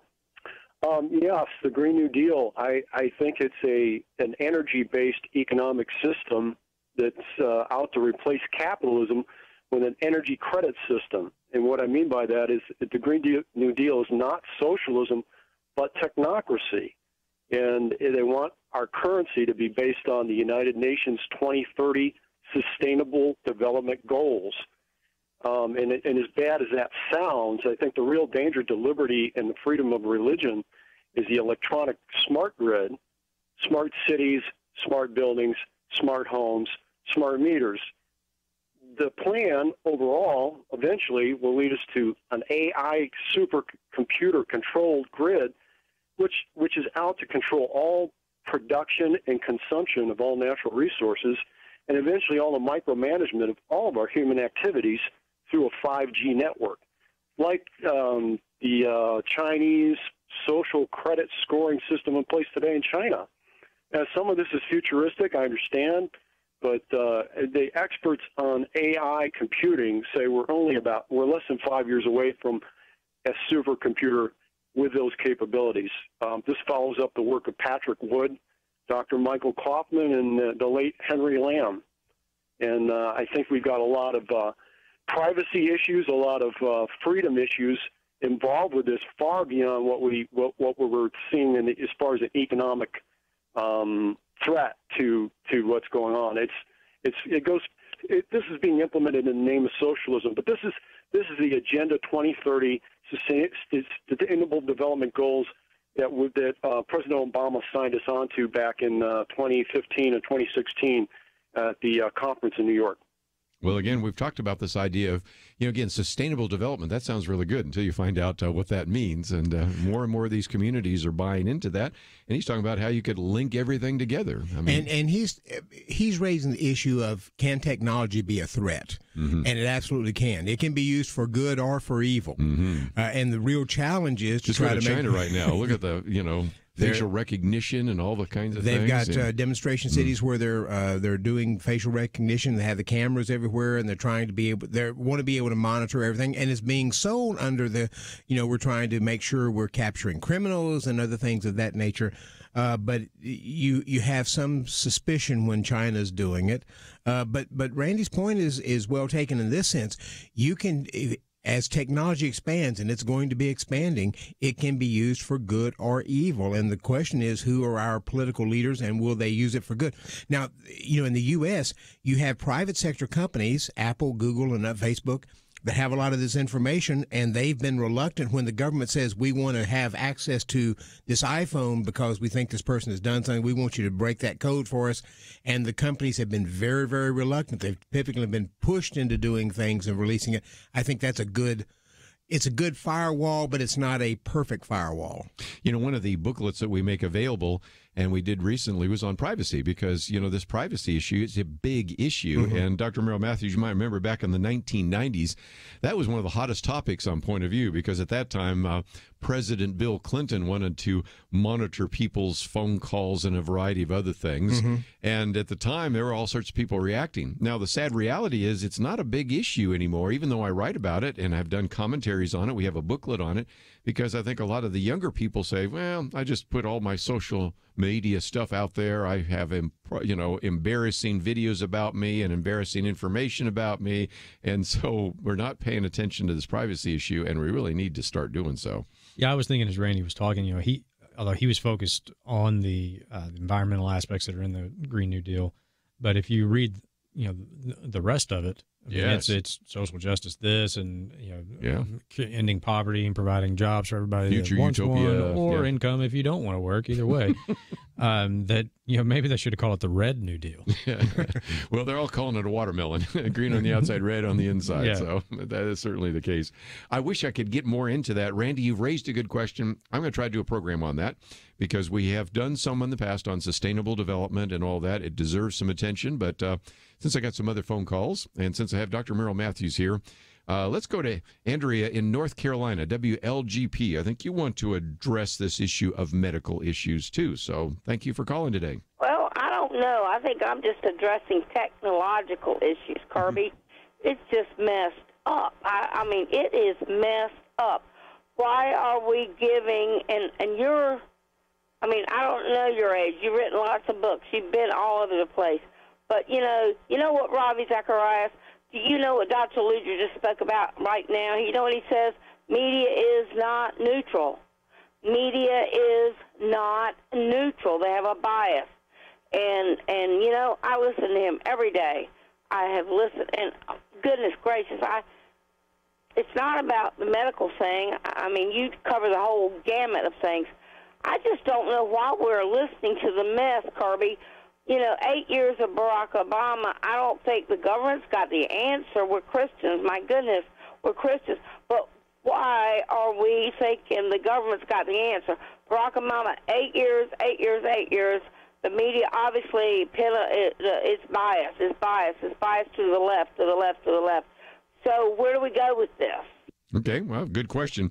First of all, it gets back to maybe why Point of View exists, to provide an alternative. But I really am getting more and more people saying the very same thing. You know, why do we think government is the answer? You've testified in front of Congress, and they're just not that smart. You know, I think a lot of people used to say, "Well, these people, they're just really smart." They really are not that smart. And one of the scary things is oftentimes the congressman's staffer who handles this particular issue is somebody just out of college who's never done anything on that issue, and yet that person is designated to be the expert, and that person is advising the congressman.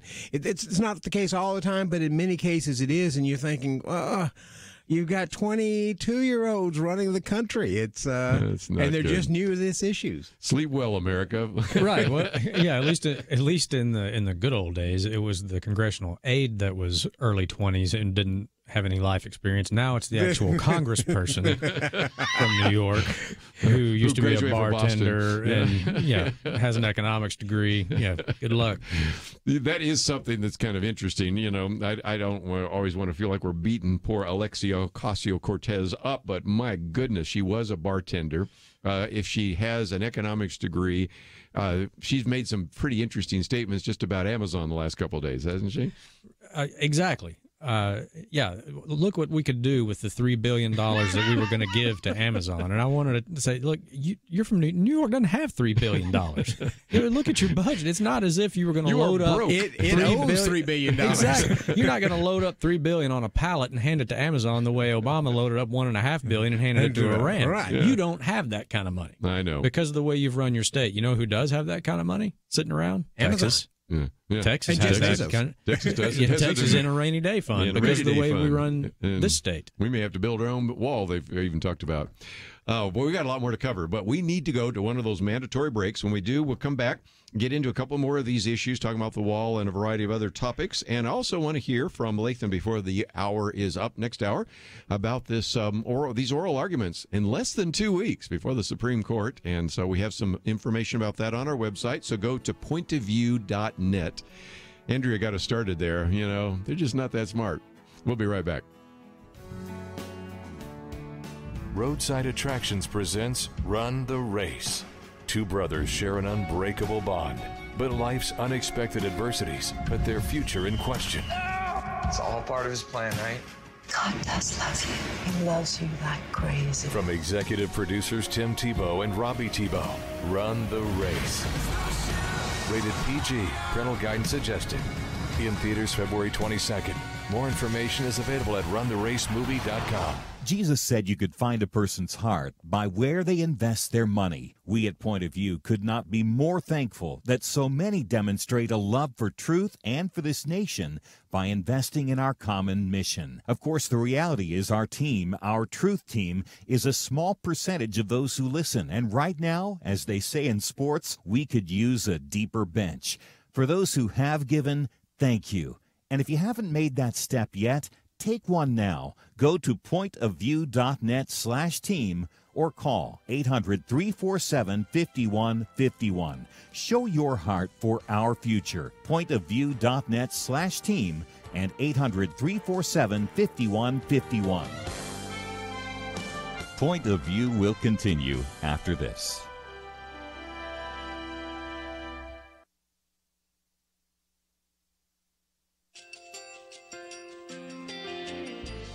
I just want to thank you so much for all the wonderful programming you have. You're just absolutely fantastic. I recently started listening to Point of View, and I really found it interesting because of the different subjects you cover. Thank you for that. I really appreciate everything that you do in keeping us informed. thank you, Kerby, for everything that you have been doing. I appreciate all the work that you're doing, advocating for the Word of God. Thank you so much. Point of view, I think, is absolutely necessary because it's a Christian perspective, a biblical worldview perspective, and receive very current, up-to-date information about what is really going on, week to week in our culture, which is changing so rapidly, and yet it's morally sliding backwards. Yeah, I'm just, first of all, I thank you guys. Y'all's program is wonderful, and enjoy it every day. I learn so much every time I listen to it.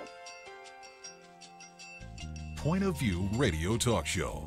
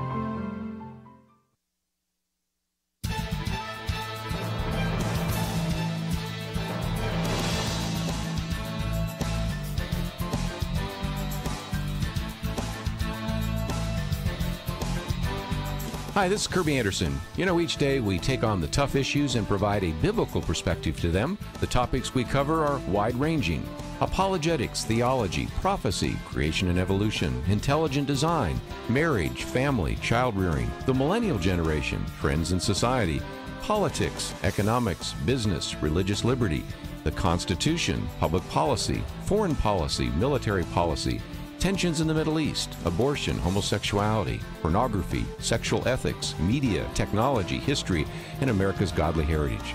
We talk about anything that affects your faith, your family, or your freedom.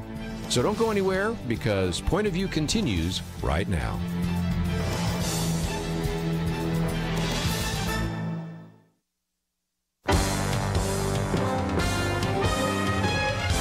Across America, live. This is Point of View.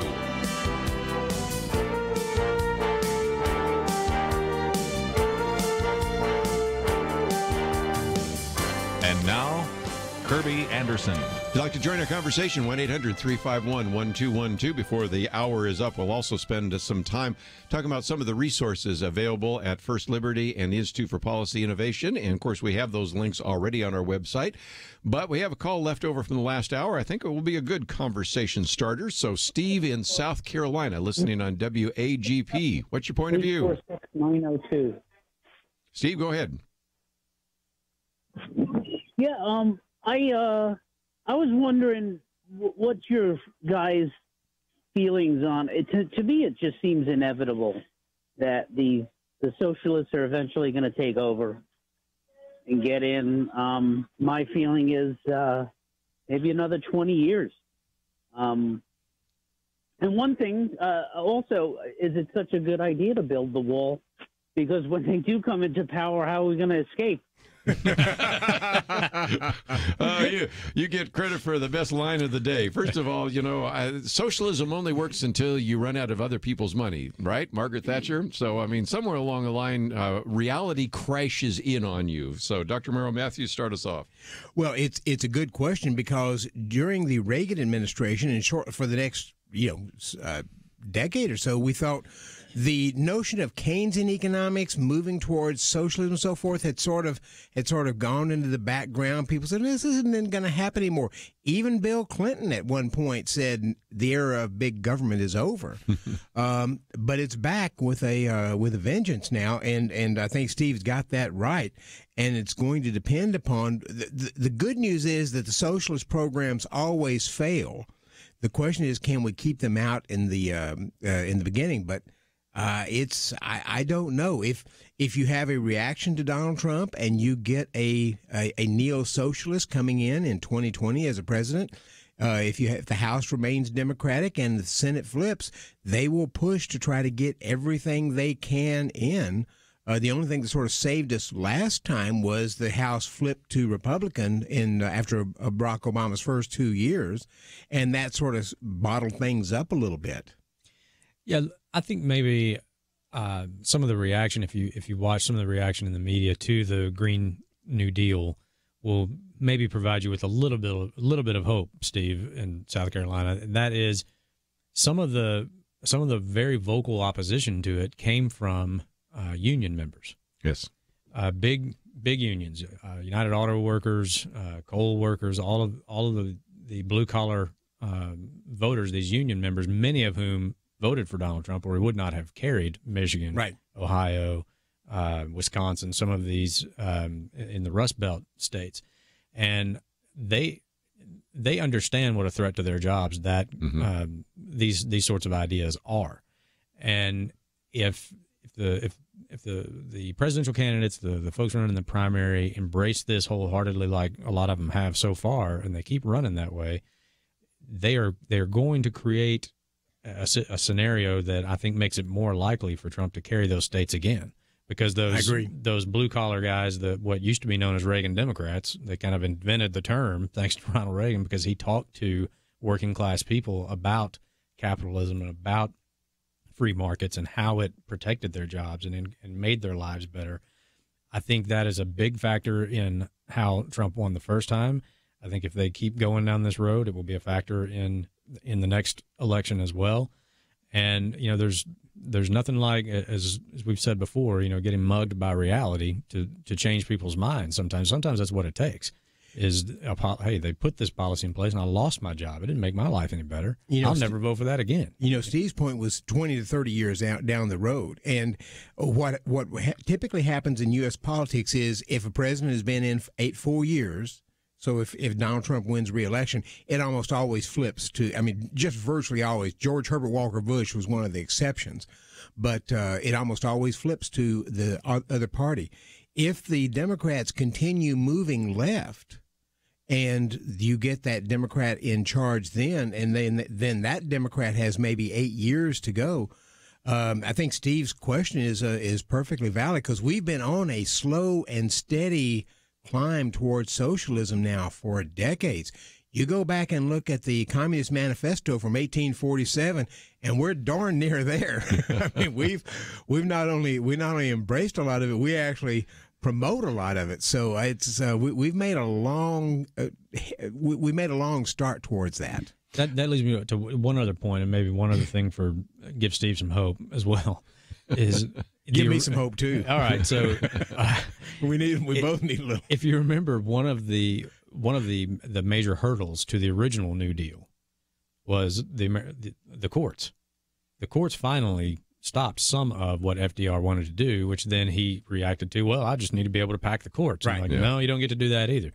So look at the types of judges that President Trump has nominated and been able to get confirmed so far, and look at the number of vacancies that are still available to him right now to fill. Yes. And if he is able to fill those in the next before this next election, there's more vacancies available to him right now than when he started.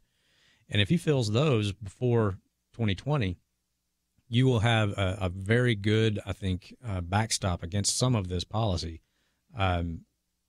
over the next 20 to 30 years, because the average age of some of these folks that he is nominating and getting confirmed, assuming they stay healthy, they'll be on the bench 30, 40 years. And, you take a circuit like the Ninth Circuit. Everybody always complains about the Ninth Circuit, right? Well, if he's able to fill the current vacancies on the Ninth Circuit, he'll reduce the margin to about 16-13 justices or judges that have been appointed by liberal Democrats versus Republicans. If the Ninth Circuit is down to 16-13, and when you go in front of a Circuit Court of Appeals, you don't sit in front of everybody. You get a 3-judge panel, a random 3-judge panel. If the split 16-13, the chances of you getting a good panel are a lot better than the current state of the Ninth Circuit.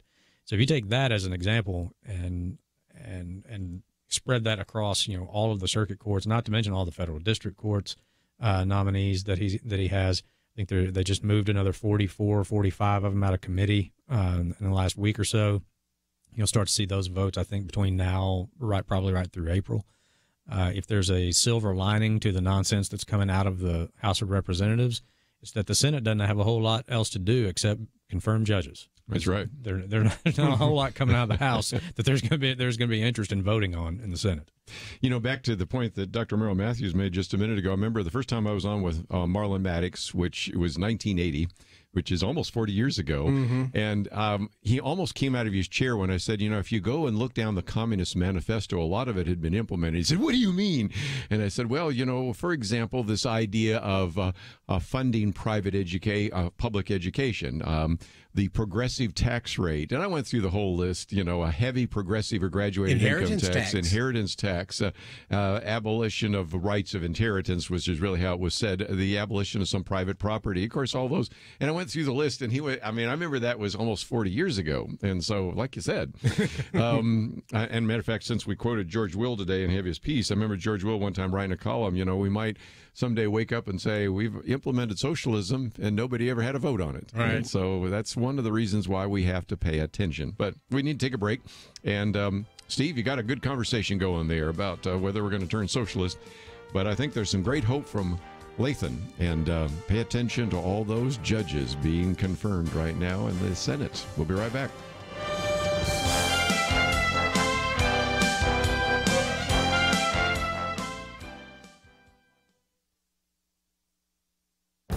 This is Viewpoints with Kerby Anderson. You know, if the younger generation wants to know the keys to success, they need to follow the success sequence published by Bradford Wilcox and Wendy Wang. They say that the millennial generation is more likely to flourish financially if they follow the success sequence. They say you need to get at least a high school degree, work full-time, and marry before having any children, in that order. Their recent study at the American Enterprise Institute has the title, The Millennial Success Sequence, Marriage, Kids, and the Success Sequence Among Young Adults. They persuasively argue that if millennials follow this success sequence, they will have a 97% chance of not being poor by the time they reach their young adult years. In fact, 86% of those studied had family incomes in the middle class or above. Their study reminded me of another study posted by William Galston. Many years ago, he found that in order to avoid being poor, you must do three things. First, graduate from high school. Second, wait until age 20 to have children. And 3, wait until getting married to have children. He has found that young people who follow these rules have a 92% chance of staying above the poverty line. By contrast, a young person who breaks just one of these rules has a 79% chance of being below the poverty line. In a more recent op-ed, William Galston, who served in the Clinton administration, made it even simpler. Want to know the best poverty cure? Get married.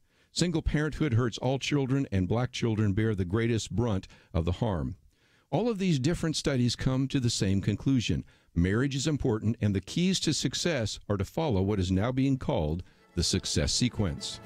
I'm Kerby Anderson, and that's my point of view. From roadside attractions, Run the Race. Two brothers share an unbreakable bond, but life's unexpected adversities put their future in question. Run the Race, rated PG, in theaters February 22nd.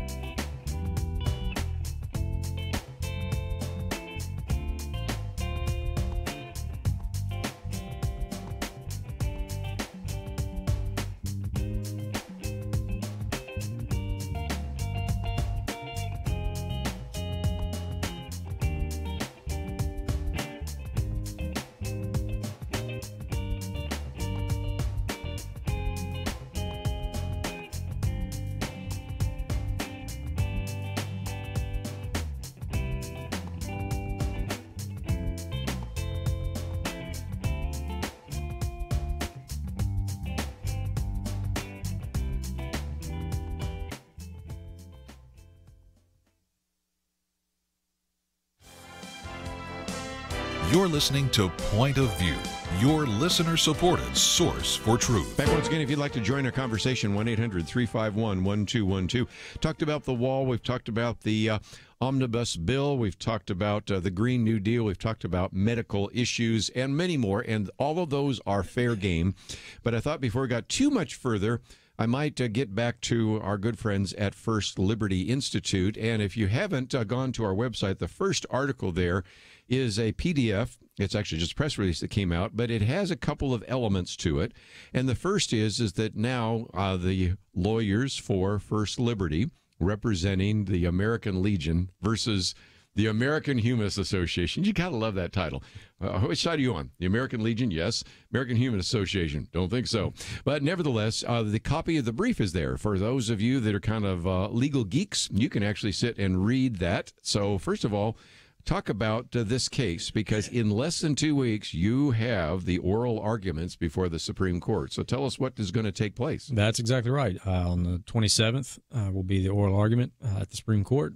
American Legion versus American Humanist Association. You couldn't have titled that any better. We're very if you happy tried. about that. Yeah. Our volunteer counsel at Jones Day will be arguing that in front of the Supreme Court. And for folks that haven't kept up with the case, as you mentioned, the press release is about basically our final written brief in the case, and then oral argument will be February 27th. But this is a nearly 100-year-old World War I memorial that has stood in Bladensburg, Maryland, to commemorate the sacrifice of 49 men who did not come home from World War I. It was originally put up by the Gold Star mothers of these men with assistance from the American Legion, our client. They were grateful to the American Legion for their help, and they actually included the seal of the American Legion in the middle of the memorial. The memorial itself is in the shape of a cross, and that's what bothers the American Humanist Association. It stood there for about 9 decades, presumably not bothering anyone until the American Humanist Association sent some lawyers to drive by and get offended and file a lawsuit. We won at federal district court. They appealed to the Fourth Circuit, where at oral argument, one of the Fourth Circuit justices suggested chopping the arms off the cross-shaped memorial to make it constitutional. Incredible. So we lost at the Fourth Circuit, then appealed to the United States Supreme Court. Thankfully, they took the case. And there's a lot at stake here beyond just one memorial. Number one, the Fourth Circuit covers Arlington National Cemetery, and there are other World War I memorials that would be in danger if this Fourth Circuit case was allowed to stand, if their opinion became the law in the Fourth Circuit, including up to, you can consider the grave of the unknown, the tomb of the unknown soldier that says, amazing. Here lies an honored glory, an American soldier known but to God. This precedent from the Fourth Circuit could be used to go in there and sandblast God off of the tomb of the unknown soldier. The Argonne Cross, the Canadian Cross of Sacrifice, and memorials all over the country, frankly, could be in jeopardy. But beyond even that, there is case law that has sort of led to very confusing circumstances in America and other litigation. It's based on a case called Lemon versus Kurtzman, and it's been since known as the Lemon Test. And on February 27th, when this case is argued in front of the Supreme Court, one of the points in our brief is that the Supreme Court should consider establishing a new, not really new, actually return to the original intent and text of the First Amendment and establish a test for evaluating these types of cases that is more in line with the text of the First Amendment, which most of us know that's Congress makes no law respecting the establishment of a religion. And so what we're saying is that this memorial would survive scrutiny under the current analysis under Lemon, but that analysis has led to so many confusing decisions by lower courts and scenarios that it would be better if the court would establish a test for these types of cases that is more in line with the text of the Constitution, which is concerned with coercion, and that should be the standard. Has the government coerced anyone into worshiping? Has it compelled anyone to support a state-sponsored church? And certainly a passive memorial sitting on a piece of government property that includes a religious symbol doesn't coerce anyone to do anything or compel anyone to do anything except possibly remember there were 49 men who died for your freedom. Mm-hmm. And that's what memorials are about. And that's what this memorial is about. So it's a very important case. I think I think this case has more amicus briefs filed than any other this term. If not, it's right up there. So we'll argue the case on February 27th, and usually big cases like this, we're not anticipating getting the decision till the end of the term. So we maybe June before we have the actual decision. So we would encourage everybody to go to firstliberty.org. There's plenty of information there where you can read about the history of the memorial itself, some of the stories of the men who are remembered there, and keep up and stay tuned, hopefully for good news. Well, and back to that Lemon Test, I don't want to get into the weeds too much, but if I remember right, wasn't it when they decided not to take the case of Coach Kennedy, they were saying, now, you filed this as a freedom of speech issue, not a freedom of religion issue, because more and more this is like, well, you almost can't win on freedom of religion or religious liberty. And because of the bizarre way, because if I remember a Lemon Test, it has to have a secular purpose and all sorts of excessive entanglement and all sorts of stuff. Right. There's a lot of confusing language in that. And so then you have to measure the number of reindeer and how many you've got, and right. whether or not you got Frosty the Snowman next to the creche and all the bizarre things that you've had to deal with all these years. Yeah, exactly. There are some opinions that we would like to have the court revisit, and hopefully the Bladensburg case allows them the opportunity to do that, at least for this precedent that we feel has really caused more confusion than it's alleviated. But you're right. I mean, there are other cases that we have working their way through the pipeline that may allow the court to revisit some other religious liberty decisions and clarify some of those and get some better results. But for the American Legion versus American Humanist Association, we are hopeful that we will, at the very least, be able to overturn the Fourth Circuit and protect the Bladensburg World War I Veterans Memorial and other memorials like it, but possibly create a better test for these types of cases in the future that honestly could allow lower courts a much easier way of evaluating these, and we would not see as much, hopefully, not as many ridiculous candy cane cases and this teacher has Santa Claus has a baby Jesus on her bulletin board at Christmas time, but she doesn't have enough reindeer or Santa Claus on it to justify keeping it there. Or, just crazy stuff. Right. I mean, just bizarre. Yeah, the Catholic Church can't put a billboard. The Archdiocese of D.C. can't put a billboard on the side of the metro buses at Christmas time and all the ad said was find the perfect gift. I mean, it was. There's all kinds of cases like this that could easily be clarified with some with a better test, with a better standard set by the Supreme Court. So we're hopeful they will take this opportunity to do so. Just before we take a break here, again, you also have a poll, which I thought was kind of intriguing there, which surprised me because a lot of people probably don't even know about the case, but when asked about the case, right, they took your side. Yeah, George Barna, respected pollster, did a pretty big sample, 1,000 people across the country, and asked them about this case and what their preference for the memorial to remain as is, for it to be altered or destroyed, and 84% of the people polled were in favor of keeping the memorial as is, and you are hard pressed to find any issue in America that 84% of Americans agree on. I think we joked before, puppies and unicorns don't poll at 84% approval, but 84% of adults understand that this memorial should stand. It does not violate the Constitution, and they don't want to see it come down. And that support was across just about every demographic. And when you do a poll, they break it out by just about every demographic you can think of, age and race and everything else. And it polled at or around that approval number across every demographic they asked. I think the lowest number was like 72%. But overall, 84% in favor of keeping the memorial as it is.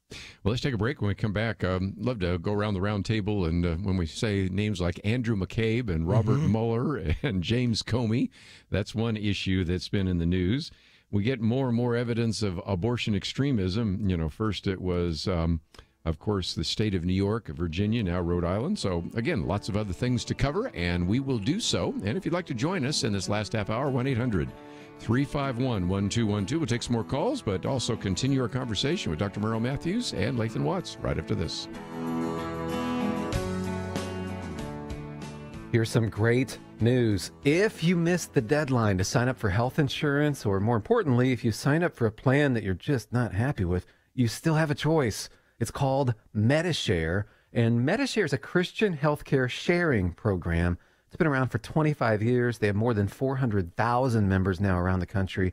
And get this, over the years, Medi-Share members have shared more than $2 billion of each other's medical bills, so they could help share your needs too. And best of all, you could save a lot of money with Medi-Share. The typical savings for a family is around $500 a month. Your savings could be more or less, but think about what you could do with that extra money every month.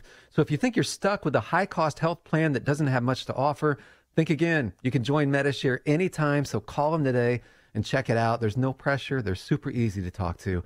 855-90-BIBLE. That's 855-90-BIBLE. 855-90-BIBLE. It takes a team to win. Be part of Point of View's Truth Team and bring truth and healing to America. Go to pointofview.net/team, pointofview.net/team, and 800-347-5151. Point of View will continue after this.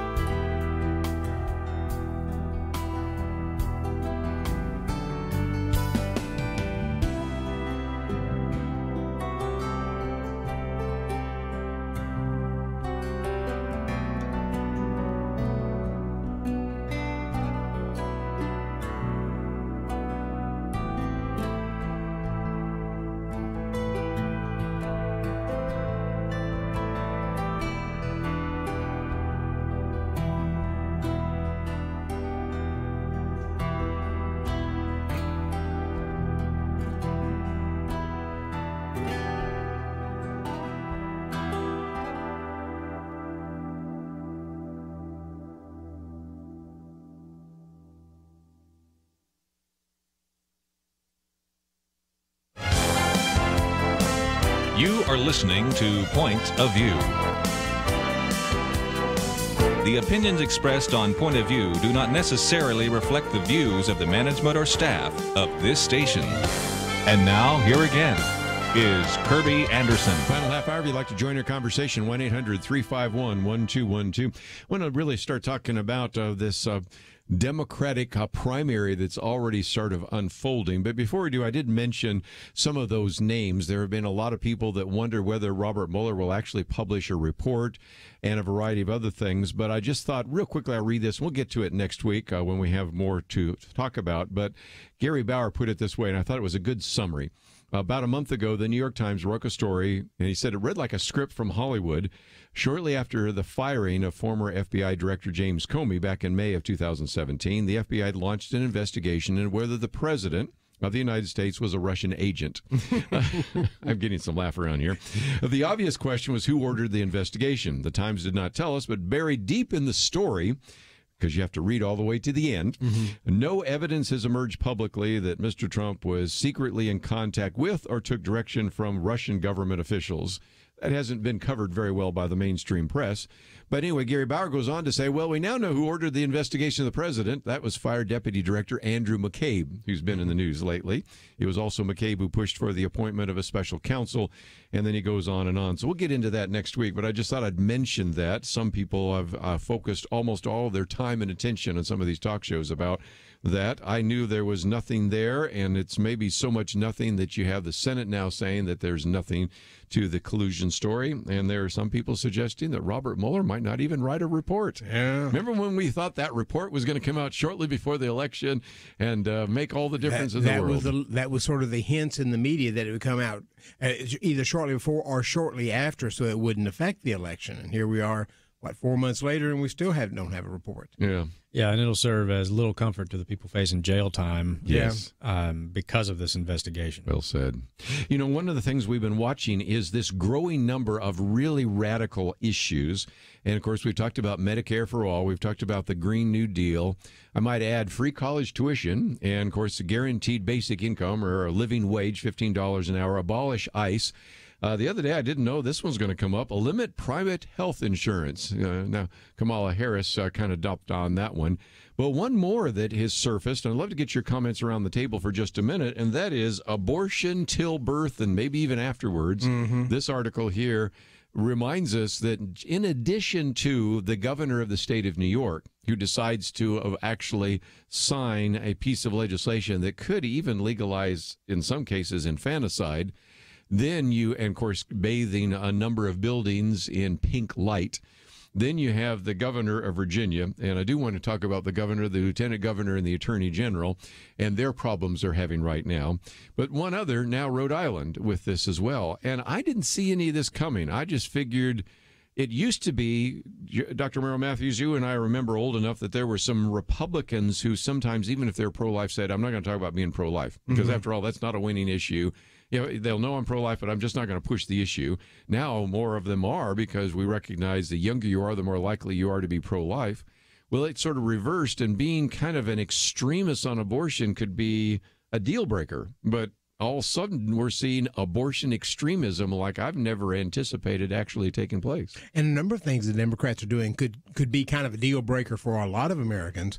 But yes, it just sort of came out of nowhere, where it is the logical extension of what they've been arguing for a number of years. But it is now they're embracing it, just as Obamacare and Medicare for all was sort of the logical extension of where they really wanted to go, but they didn't want to sort of say that. Now it's become part of the mantra. Well, again, you've run a couple of campaigns, to mention just a few. I could go through the long list, but I think people have heard you talk about that. When you're talking about maybe even a Democratic primary, this might be extreme for a lot of Democrats, the old conservative Democrats, Medicare for all, Green New Deal, abortion until birth, free college tuition, abolish and ICE, maybe even eliminating private health insurance. I'm like, who are you trying to actually reach out to, even in the primaries? Right, and that's the real danger for whoever the eventual Democrat nominee is for the presidential race, is that going this far left in order to win enough of the base of your party to get the nomination, the impact that has on the moderate elements within your party, but certainly the middle America. Yeah, the folks that are somewhere in between, and a lot of states that you need to win. Does it alienate enough of those people? You might still win some of those states. Okay, yeah, New York. I mean, clearly, yeah.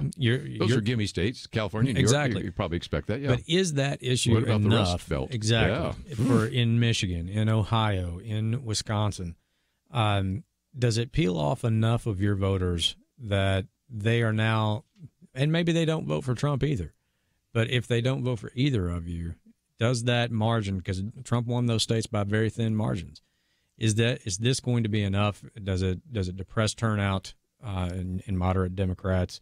Does some of those blue collar workers that are turned off by the Green New Deal because they see it as a threat to their job, does this radical position on abortion push them further into the Trump camp? It's a real concern if you're running a national campaign. Because once you take this position, there's no moderating it. You hear all the time, well, once they get the nomination, they'll move to the center. Well, if you're pro infanticide, there's no moving to the center on that. No, there's nowhere to go. You got locked into that, and there's no moving back, right? Yeah. And this is why I think the media are going to play such an important role here, which is you have a media feedback loop. And I think many of these candidates, their test of whether or not I'm doing something good is whether or not the media carries them and highlights what they're doing. Not what constituents say, not what the Democratic parties in the other states are saying, but whether or not the media comes and picks up, pats them on the back and says, you've done a great job. And if that's going to be your standard, then the further left you go, the more media feedback you get and the more praise you get from that media. It pushes you much further than left than I think even the Democratic Party really is. I think there's also a factor here how at least this extremist stance on the abortion issue could even impact polling in the next presidential race, because it's so it puts people off to a degree where they don't even want to talk about that. Mm-mm. And if they don't want to talk about it, and you're polling on an issue, this was an issue in Trump's election. There were people who were going to vote for him who would not tell anybody they were going to vote for him, and that's why it was such a surprise to some pundits and even the prognosticators and even some of the pollsters. Mm-hmm. Some of them got it pretty close to right, but there were people who were going to vote for him who would never admit that they were going to vote for him. And if you got an issue that turns people off that bad where they don't even want to consider that sort of thing, it can impact how they respond to polling questions or participating in polling questions. Trump, but they just won't vote. Go fishing. Yeah, exactly. So you like to say. I want to put one more on the table, maybe even after we talk about it a little bit, we can come after the break, because my commentary on Monday is the woke primary. Now, to be woke is to be alert and sensitive to any injustice. And, of course, we've seen that you had a governor in the state of Virginia who, in his medical school yearbook, had a blackface. Mm-hmm. Okay. Well, then you found out that the attorney general also had blackface. And then you found out that the lieutenant governor is accused, I think legitimately so, by the way, of sexual assault. I mean, after all, if you're supposed to believe all women, then he's got to go. Yeah. Now, my argument is I think that's a preview of coming attractions, because this, first of all, you're going to have, remember when we had 17 Republican candidates? I think you're going to have more than that for the Democrats. So they're going to want to weed them out. But think about this for just a minute, because now it just almost suggests to me that almost any misstep could be a deal breaker. Even a mistake you made years ago. And the yearbook primary. Yeah, yearbook primary. And I said, first of all, if you're a white male candidate, you are out. But Senator Elizabeth Warren has been criticized for pretending to be a Native American and forced to apologize. Senator Kirsten Gillibrand, she's on the other day, MSNBC, of course you expected that, and they just caused her to almost cry and apologize because she used the term, are you ready for this? illegal alien a couple of years ago when that was in common parlance, right? Right. But that was enough for her to apologize deeply. And even they started coming after Kamala Harris, Senator Kamala Harris, because she was a prosecutor. Now, is it possible that we might end up having a woke primary where these people are going to just be, eliminated for misstatements since years ago? I saw an article yesterday that a congressman had an 1897 edition of a biography of Robert E. Lee out and got criticized for having that in his office. It's a biography. Over 100 years old.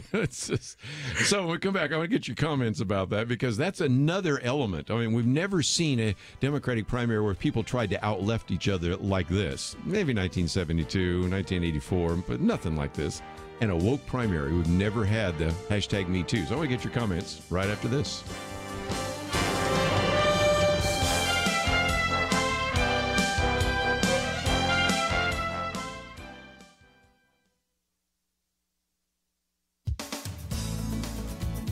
The United States Supreme Court recently blocked enforcement of a Louisiana law requiring that abortion doctors have admitting privileges at a hospital within 30 miles of the facilities where they perform abortions. The stay applies while the justices decide whether to hear an abortion clinic's challenge to this law. If the justices decide to hear the case and ultimately uphold the legislation, one more common-sense protection for women undergoing abortion will be secured. The law passed overwhelmingly in Louisiana's House and Senate in 2014. Challengers maintain that if the law were to go into effect, only one of Louisiana's 4 abortion clinics has a doctor who will be able to obtain hospital privileges. A federal district court held that this places substantial burdens on women seeking abortion, while advancing minimal health benefits. A 3-judge panel of the U.S. Court of Appeals for the Fifth Circuit reversed the district court ruling. The abortion clinic is appealing to the Supreme Court and has asked that the justices enjoin the law while they decide whether to hear the case. That the Supreme Court halted implementation of the law sends a strong signal it will agree to review it. This worries abortion supporters.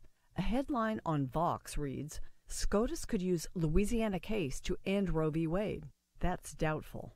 But the Supreme Court will hopefully uphold the Fifth Circuit, even though it struck down a similar Texas law. When there's an infection, perforation, or hemorrhage, and these things do happen even during early-stage abortions, abortionists should be required and equipped to take the appropriate steps to assure continuity of care. And if an abortionist is not willing or able to get approved to treat patients in a hospital, does a young woman really want that doctor performing an abortion on her? The Supreme Court justices have before them petitions to review other abortion-related decisions, but this case is one to watch. For Point of View, I'm Penna Dexter.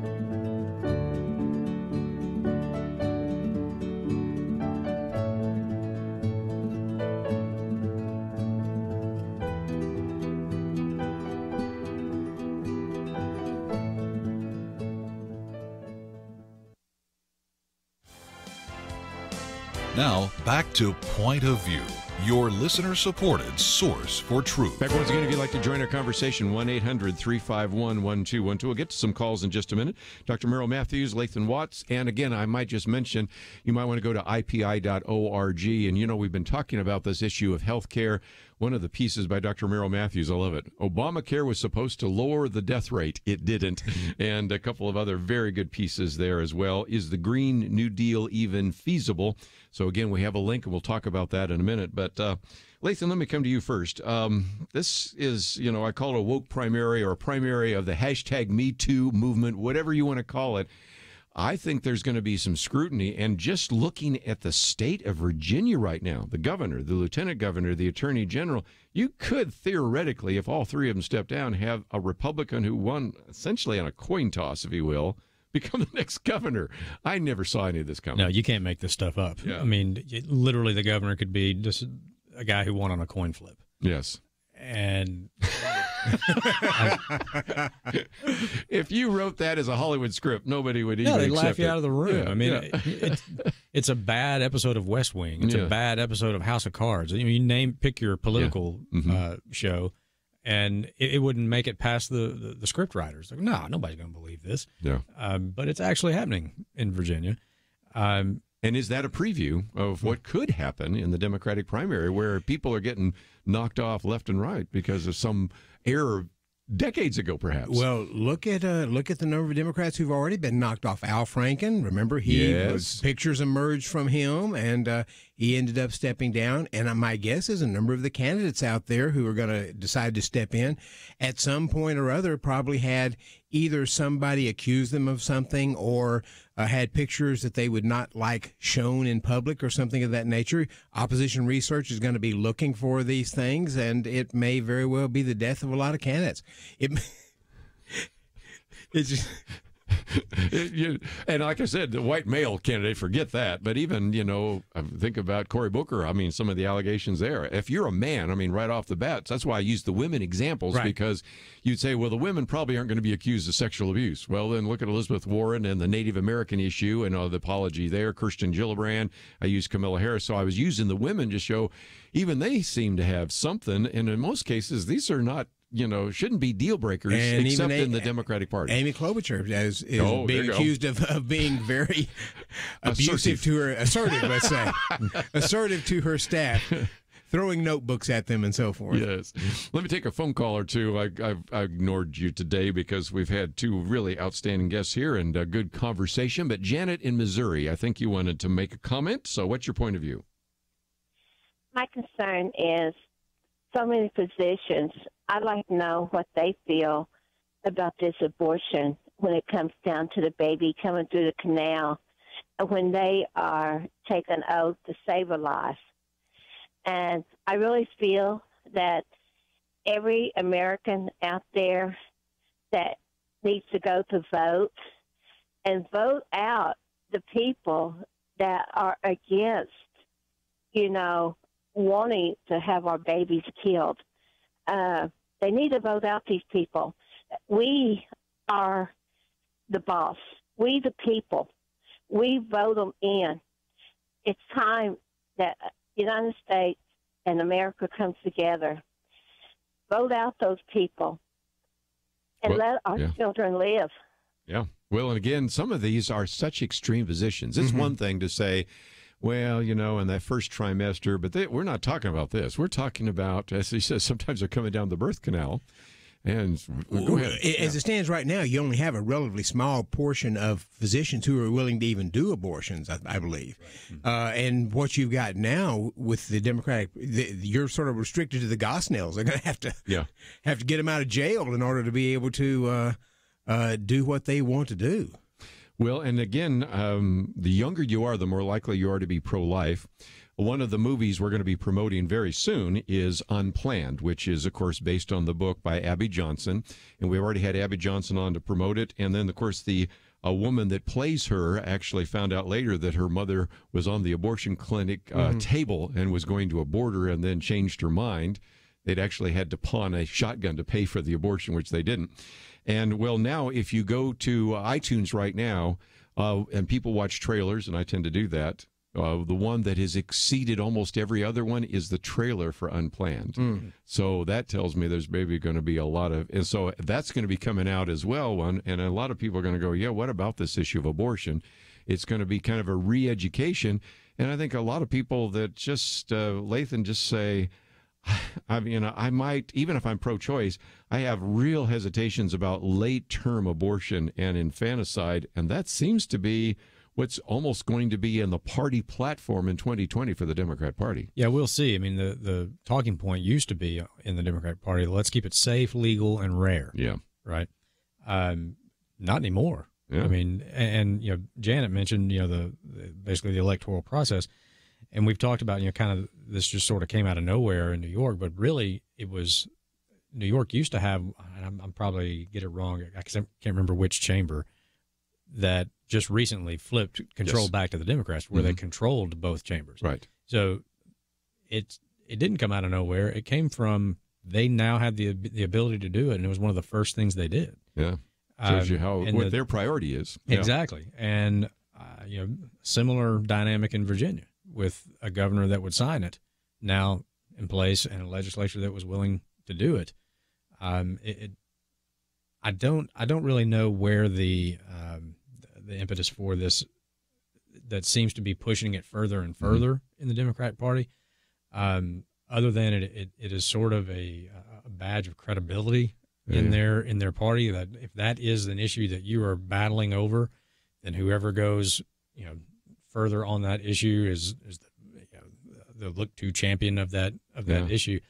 But I think they are doing really a lot of damage to their eventual presidential nominee in Middle America. And I just mentioned too, Penna's commentary today, which you've been hearing if you've been listening online, is on the Louisiana abortion law, which again just shows you that it's kind of splitting like that. But Penna's commentary a couple of weeks ago was about the doubling down on abortion, not just what happened in New York, but even Planned Parenthood. Cecile Richards, who was the daughter of Ann Richards, used to be the governor of the state of Texas, she would always say, well, we're doing all these other things. Abortion's just a very small part of what we do. I didn't believe it for a minute. But she still tried to say, well, we're doing all these breast exams and everything. You're really not, but that's okay. Well, the current head of Planned Parenthood said, no, that's what we do. That's our core mission. So everybody seems to be on the abortion side just doubling down, and I just can't believe that's going to be helpful in the election in 2020. I think it's going to be very difficult. There'll be a very small portion of the country that's really supportive of that, and I think it'll turn off an awful lot of the middle of America. Well, again, if you want to know more about what Dr. Merrill Matthews does, IPI.org. I mentioned your one. I love it. Obamacare was supposed to lower the death rate. It didn't. Is the Green New Deal even feasible? And just a whole slew of other really great articles that are there. So, again, you can go there. And if you go to firstliberty.org, first of all, you can find out a little bit more about Lathan Watts, Kelly Shackelford, all sorts of people. But also, I would encourage people to sign up and to start praying right now for the oral arguments on the 27th. And if you want to know more about some of the other cases, because we haven't even talked about some of the other cases, because I've just let this one be front and center, but it's not like that's the only thing you guys are doing right now, is it? Correct. We're very busy. Yeah. So, again, you can find out some more about that at firstliberty.org. So, guys, I appreciate you both being with us today here. Thank you. Always good to be here. I might mention next week we're going to get into, for example, sexual trafficking. Former member of Congress, Linda Smith, her new book is out. I've got Rebecca Carroll coming on. I've got a lot of individuals that are going to want to hear from, so I hope that you will join us next week. But just as we are saying goodbye, don't forget to go to our website, pointofview.net. That will link you up to all these individuals. And most importantly, I want to thank Andrew and Steve for their help behind the scenes. Have a great weekend, and we will see you back here on Point of View right here on Monday.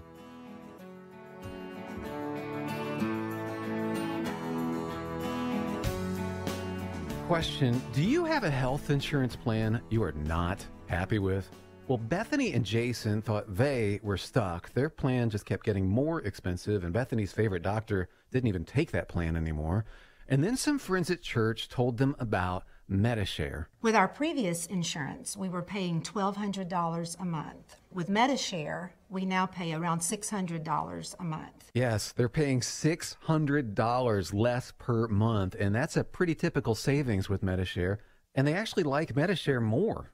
I was able to go back to my original doctor that I absolutely loved, and it's just been an absolutely beautiful thing being a part of Medishare. Yeah, so they pay a lot less, and they like it more. No wonder Medishare is growing so fast. Find out more. They're super easy to talk to. All you have to do is call 855-90-BIBLE. That's 855-90-BIBLE. 855-90-BIBLE. It takes a team to win. Be part of Point of View's Truth Team and bring truth and healing to America. Go to pointofview.net/team, pointofview.net/team, and 800-347-5151.